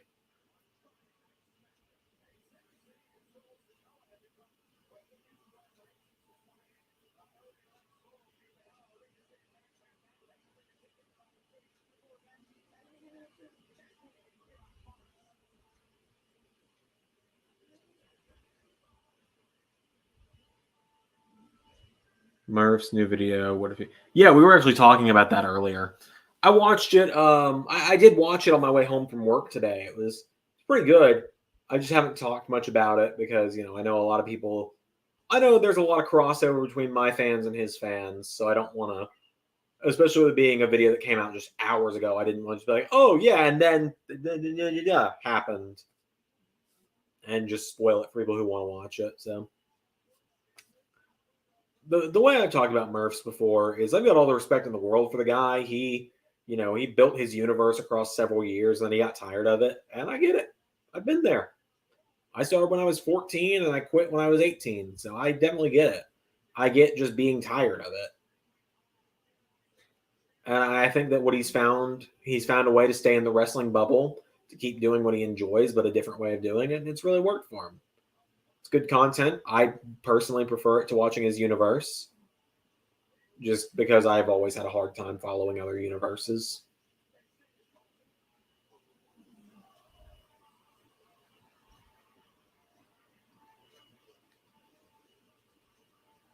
Great Smackdown, you know. Thank you. I'm glad you enjoyed it. Hopefully I don't come across as rude, but he's pretty much been the same guy every company he's gone to. Who are we talking about? Oh, Adam Cole. Yeah, I get what you mean there.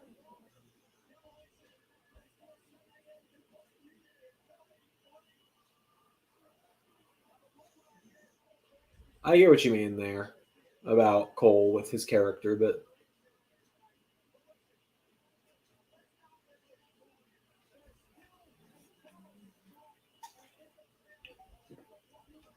yeah, I know a lot of people enjoyed Murph's universe. Just other universe modes just aren't my thing. You know, if smaller creators come into my Discord and are like, "Hey, can you check out mine?" I usually watch a couple episodes, and I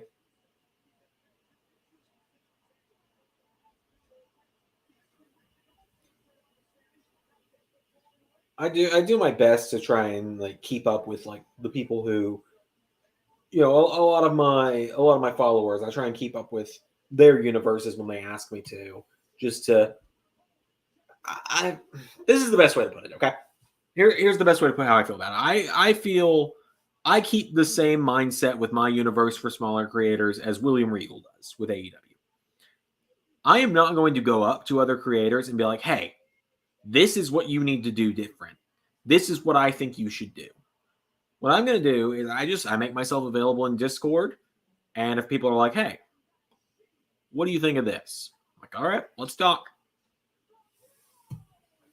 That's how I ended up appearing on Grizzly Entertainment a couple weeks ago and doing commentary for his show.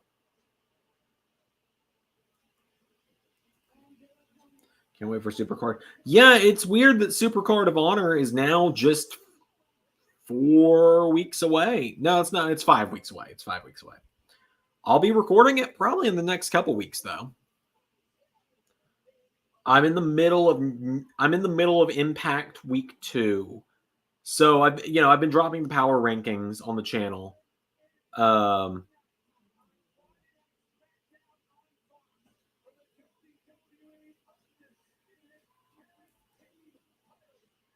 So I've been dropping the power rankings every week. So I am currently recorded through Impact of Season 4, Week 6.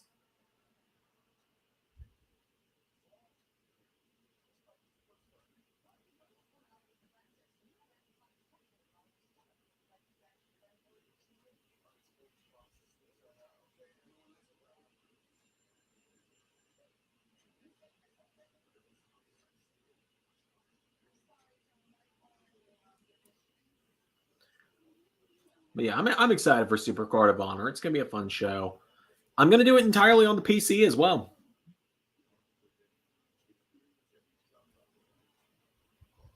Lots of stuff is coming on Supercard of Honor that you guys are not going to be able to expect.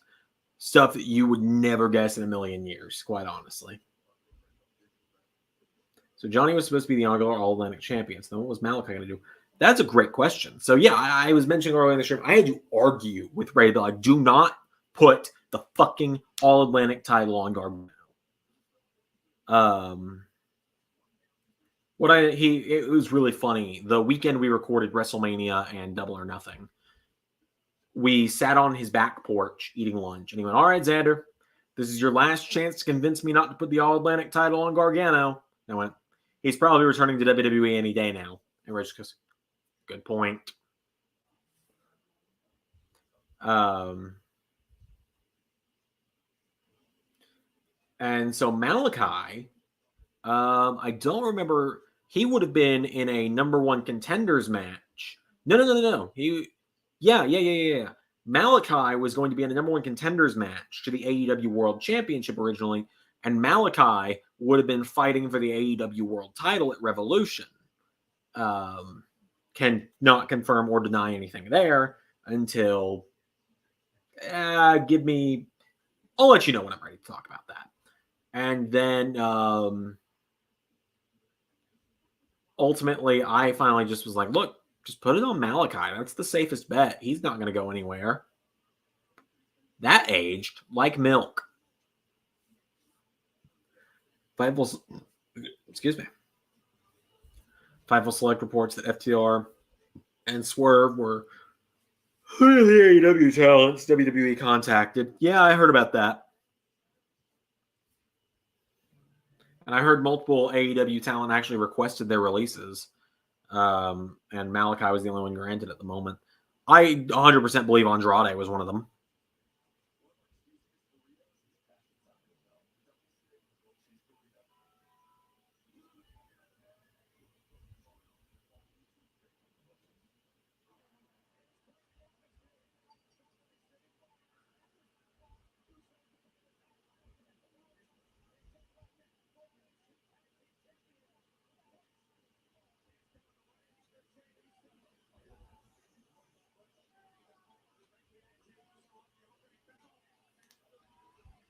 Sorry, I'm still getting used to my new phone.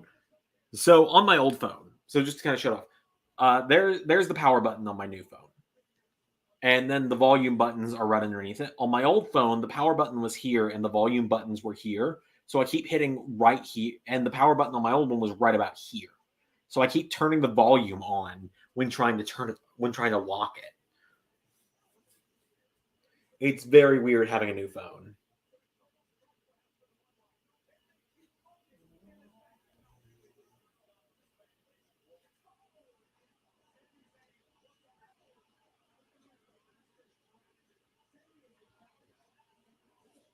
Yeah, the Malachi Black thing aged very, very poorly. But it's fine. It's one of those things where we're just going to see him through to what we wanted to do. I think Andrade's just writing his contract as well, though. I do like him, Roosh, and Jose. For all we know, Trips could sign all three of them. You never know. What if Bray Wyatt and Malachi Black show up to face the Usos? I highly doubt it.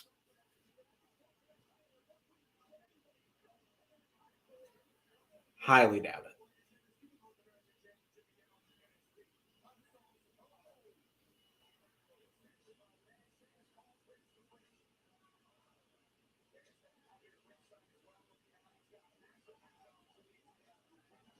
I do genuinely wonder how long Andrade's contract is. We haven't seen him in a little bit, have we? I'm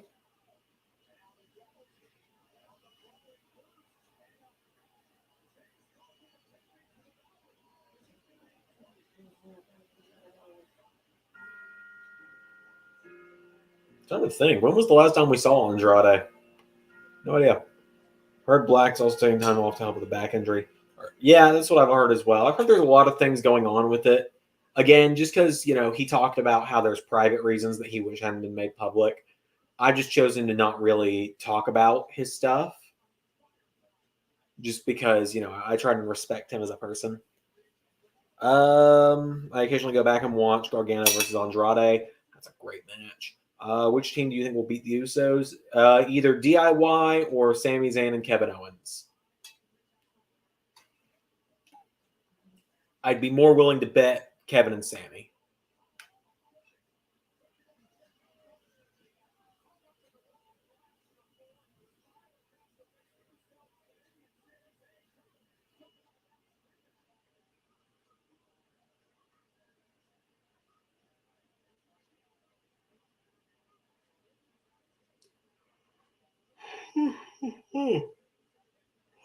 Sorry, I am a little tired. Fridays are usually very long days for me, and I kind of wore myself out a little bit. My younger brother and I did a lot of gaming earlier today. We don't see each other much. So my younger brother and I don't hang out much anymore because we don't live together. But he sent me a text while I was recording Impact. And he was like, hey, when are we going to play that game you got me? Because for his birthday, I bought him Phasmophobia on Steam, and we'd still yet to play it. His birthday was back in June. And damn, that was an impressive tag team move.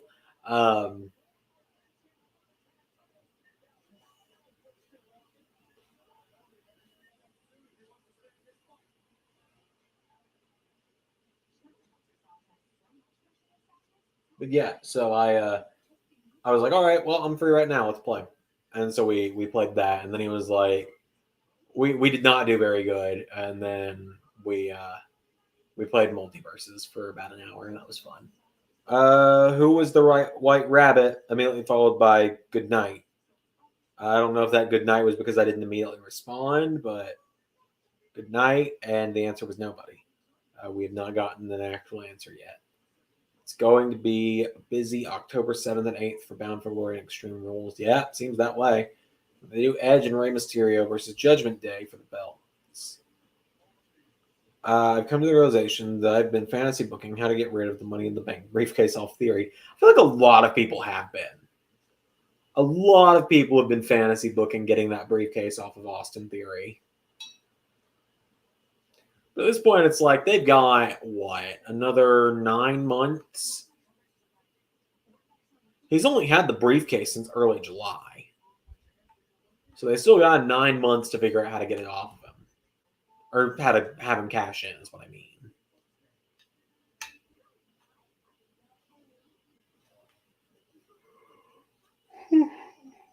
Oh.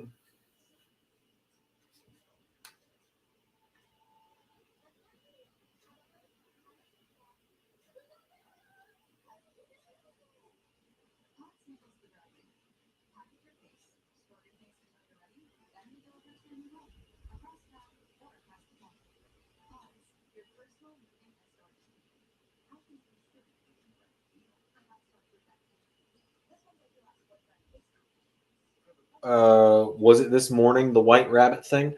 So, the reason I called this stream Who is the White Rabbit is because on Monday it flashed 9:23, like 9.23, like the date, and then it flashed to 9:23, like the time. So I thought at 9:23 p.m. we're going to find out. And all we've gotten tonight are 2 more teasers with the coordinates of the next 2 episodes of Raw.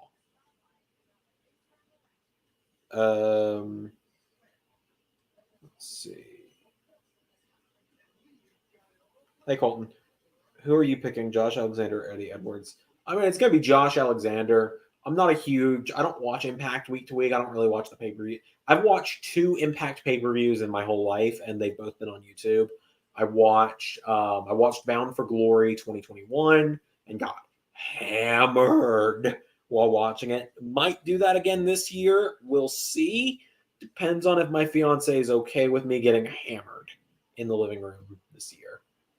Because now that I live with her, I try and make sure she knows before I stream. Because, like I said, we live in essentially a 2-room apartment. And who are you picking? Oh, I already answered that. And then I watched Slammiversary a couple months ago. That was a lot of fun. It's also a matter I'm just trying to save money right now because I'm a little bit of an insight into the adulting world. I'm paying car insurance right now. That's not cheap because I live in Georgia where we have Atlanta where people drive like fucking dumbasses all the time and have wrecks every day.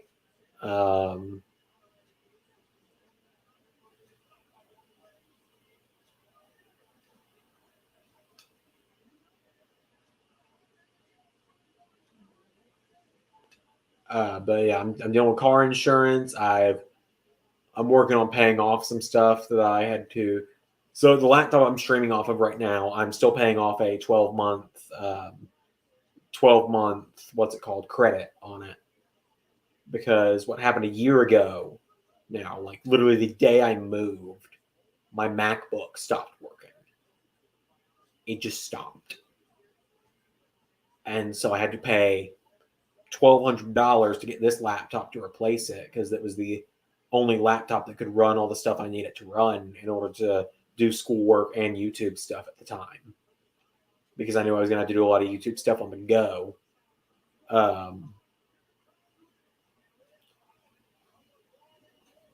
So I'm currently still paying that off. And so right now I'm just kind of trying to save money. So that's why I haven't been watching much Impact pay-per-view stuff. Anyway, are you like AEW Grand Slam? I assume you're asking if I did enjoy the show on Wednesday. Yeah, I did. It's fun. Had a good time. Did not expect Jericho to win the Ring of Honor title. Really enjoyed the Acclaimed. Was not expecting Saraya to show up. Honestly, was not expecting Mox to win either. I thought somehow, some way, MJF was going to walk out with the title that night. But I think they're gonna save it for. They're not going to put the belts on the Brutes tonight, are they?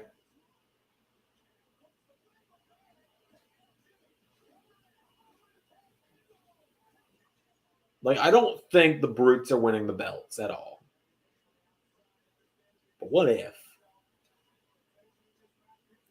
Because Solo just lost his title.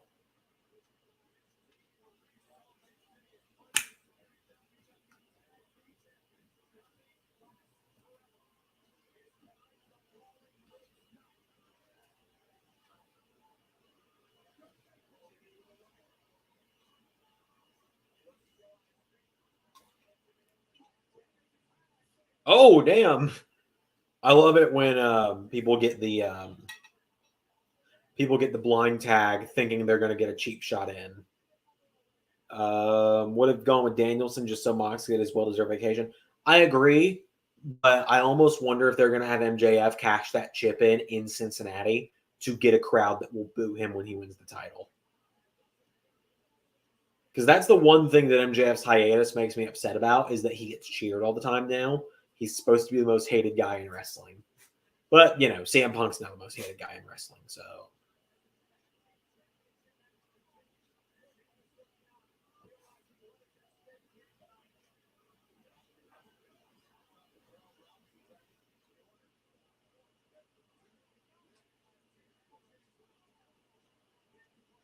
Super kick. We're coming in for the 1D now, aren't we? Yeah, I didn't think the Brutes were winning, but, you know, I thought that could be fun. I try not to get my hopes up about that kind of stuff, you know? Jesus!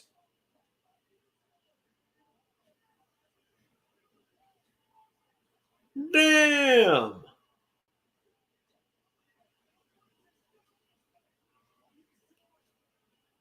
I would love to see Sammy accidentally cost Jay specifically the titles.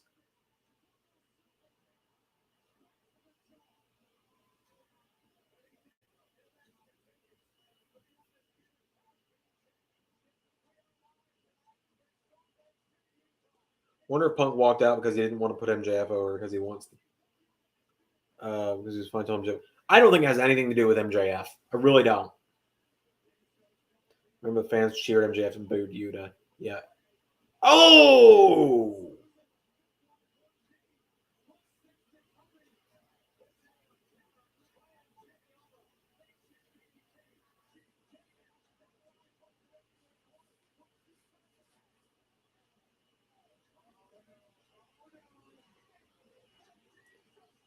See, the thing that worries me if the Brutes win is that Pete Dunne will forever be known as Butch at that point, won't he? Blind tag. There it is.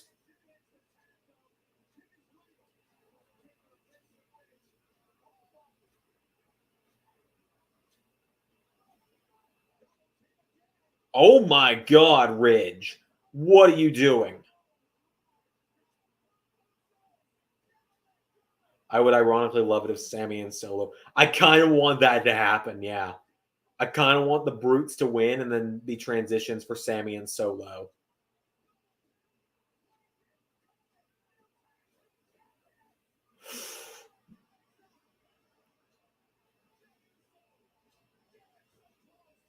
The look on Sheamus's face sums it up.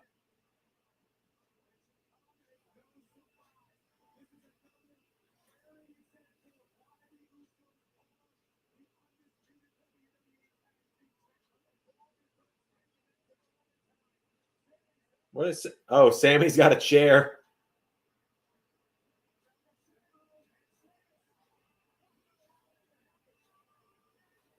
Oh, Sheamus and Solo. Give me that. Oh, Imperium.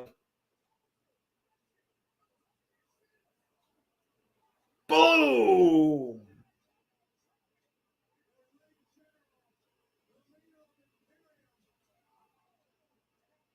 Imperium versus Bloodline injected into my fucking veins. I was talking about this in Discord the other day. Bring back Wolf and Thatcher. Imperium of Gunther, Barthel, Eichner, or excuse me, Vinci, Kaiser, Wolf, and Thatcher against the full Bloodline. Give me that.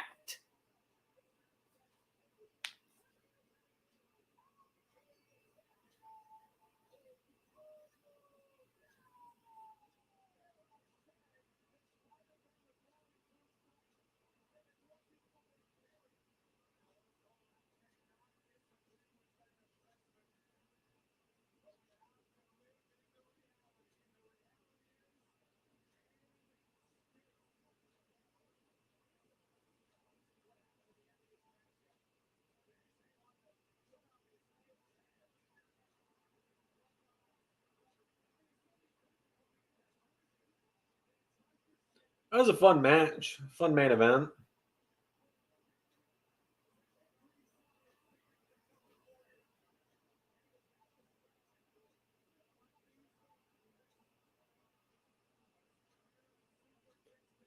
I wonder when Butch is going to go back to being Pete Dunne. I really do. Well, no Bray Wyatt teaser tonight. Well, there were teasers. Yeah, there were QR codes throughout the night, but he's not showing up tonight.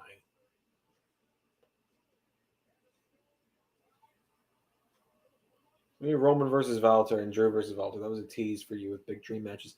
Yeah. Those were really fun matches. I'm glad we did those. All right. Well, that was Smackdown. TV remote was backwards. You can tell I don't watch TV very often. All right. Pop that back in my granddad's recliner. All right. Well, that was fun. Had a good time. Thanks for enduring 2.5 hours with me, everybody. It was an enjoyable SmackDown. Who, in your opinion, do you think should be a bigger star in WWE main event wise? That is a great question. And I'm stalling because I'm trying to think of the answer. Finn Balor comes to mind immediately. Finn Balor, Tommaso Ciampa. And Zach says, how long was I begging for Valter versus McIntyre? Oh, that was planned long before you started asking for it. That was planned before they were even on the same show together. Like, that got planned in the middle of season 2. Like, that was either going to be the season 3 U.S. title match at WrestleMania. So Valter was almost U.S. champion. I guess I'll tell this story real quick before I log off. So in season 3, LA Knight was originally going to John Morrison's great shout. So WrestleMania season 2, LA Knight was originally going to retain the U.S. title at WrestleMania. I'm just going to let the clock finish up real quick.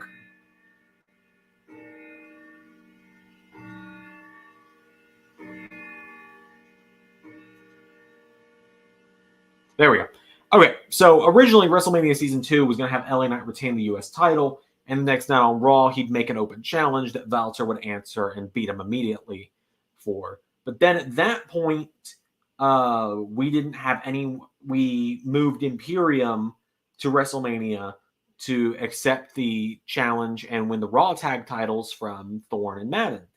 And Valter was going to go on a year-long title run so we didn't want to do the Imperium shock 2 nights in a row because it would have definitely run its course by then. So Valter was going to go on a year-long U.S. title run, and the U.S. title run was going to end a few weeks ago at WrestleMania, and it was going to end to Drew McIntyre. Finn Balor and Drew McIntyre were my 2 options in that one, ultimately, and it was going to be McIntyre, and then we decided not to put the mid-card title on Valter, even though I kind of wish we had, because the U.S. title was kind of The U.S. title was kind of not that important in season 3, unfortunately. Like, it went from Ali to Joe to Ciampa to Big E to Dolph, and Dolph's done a good job with it. Dolph really brought relevance back to it, and it's just the least important title of the season, unfortunately. But yeah, that was what was supposed to happen. You ready for another great Rollins match in real life? Yeah, the fight bit should be fun. I want to see Sheamus versus Gunther 2 on WrestleMania 39. This time Sheamus wins. Sheamus versus Gunther 3, WrestleMania 39. Yeah, they've announced Sheamus Gunther 2 is taking place in 2 weeks in Smackdown. They're doing it again in a couple weeks.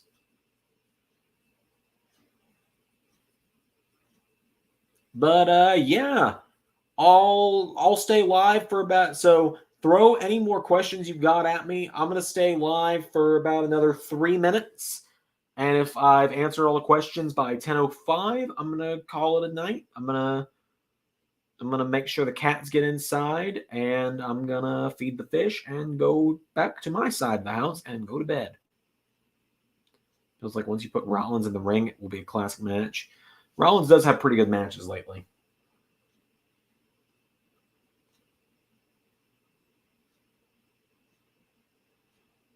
Of course, Payback will be tomorrow on the channel. It's going to be a very fun show.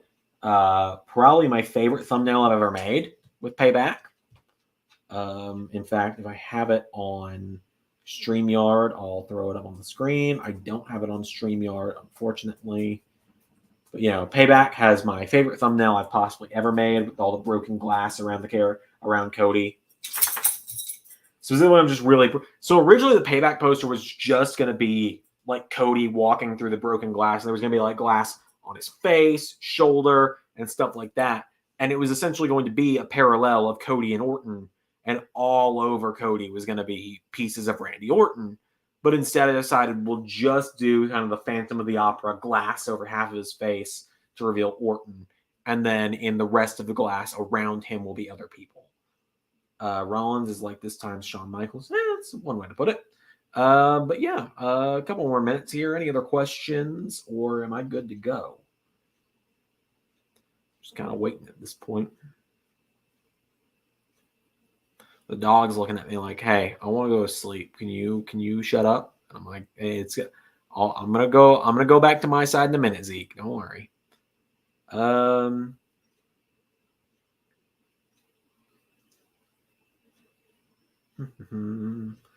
right. Well, final call for questions. If I don't hear any in the next few seconds, I'm going to wrap it up. So with all of that said, what happened to Cody using the pile driver underhook? He retired it at WrestleMania and took the pedigree instead.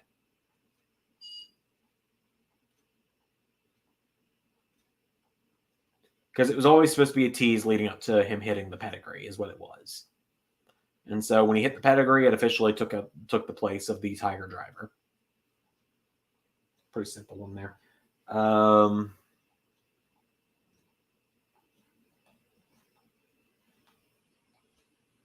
So yeah, that's it. I'm gonna head out. Nice touch, personally. I thought so. But yeah, thanks for hanging out with me tonight, everybody. I'll see you all tomorrow at Payback.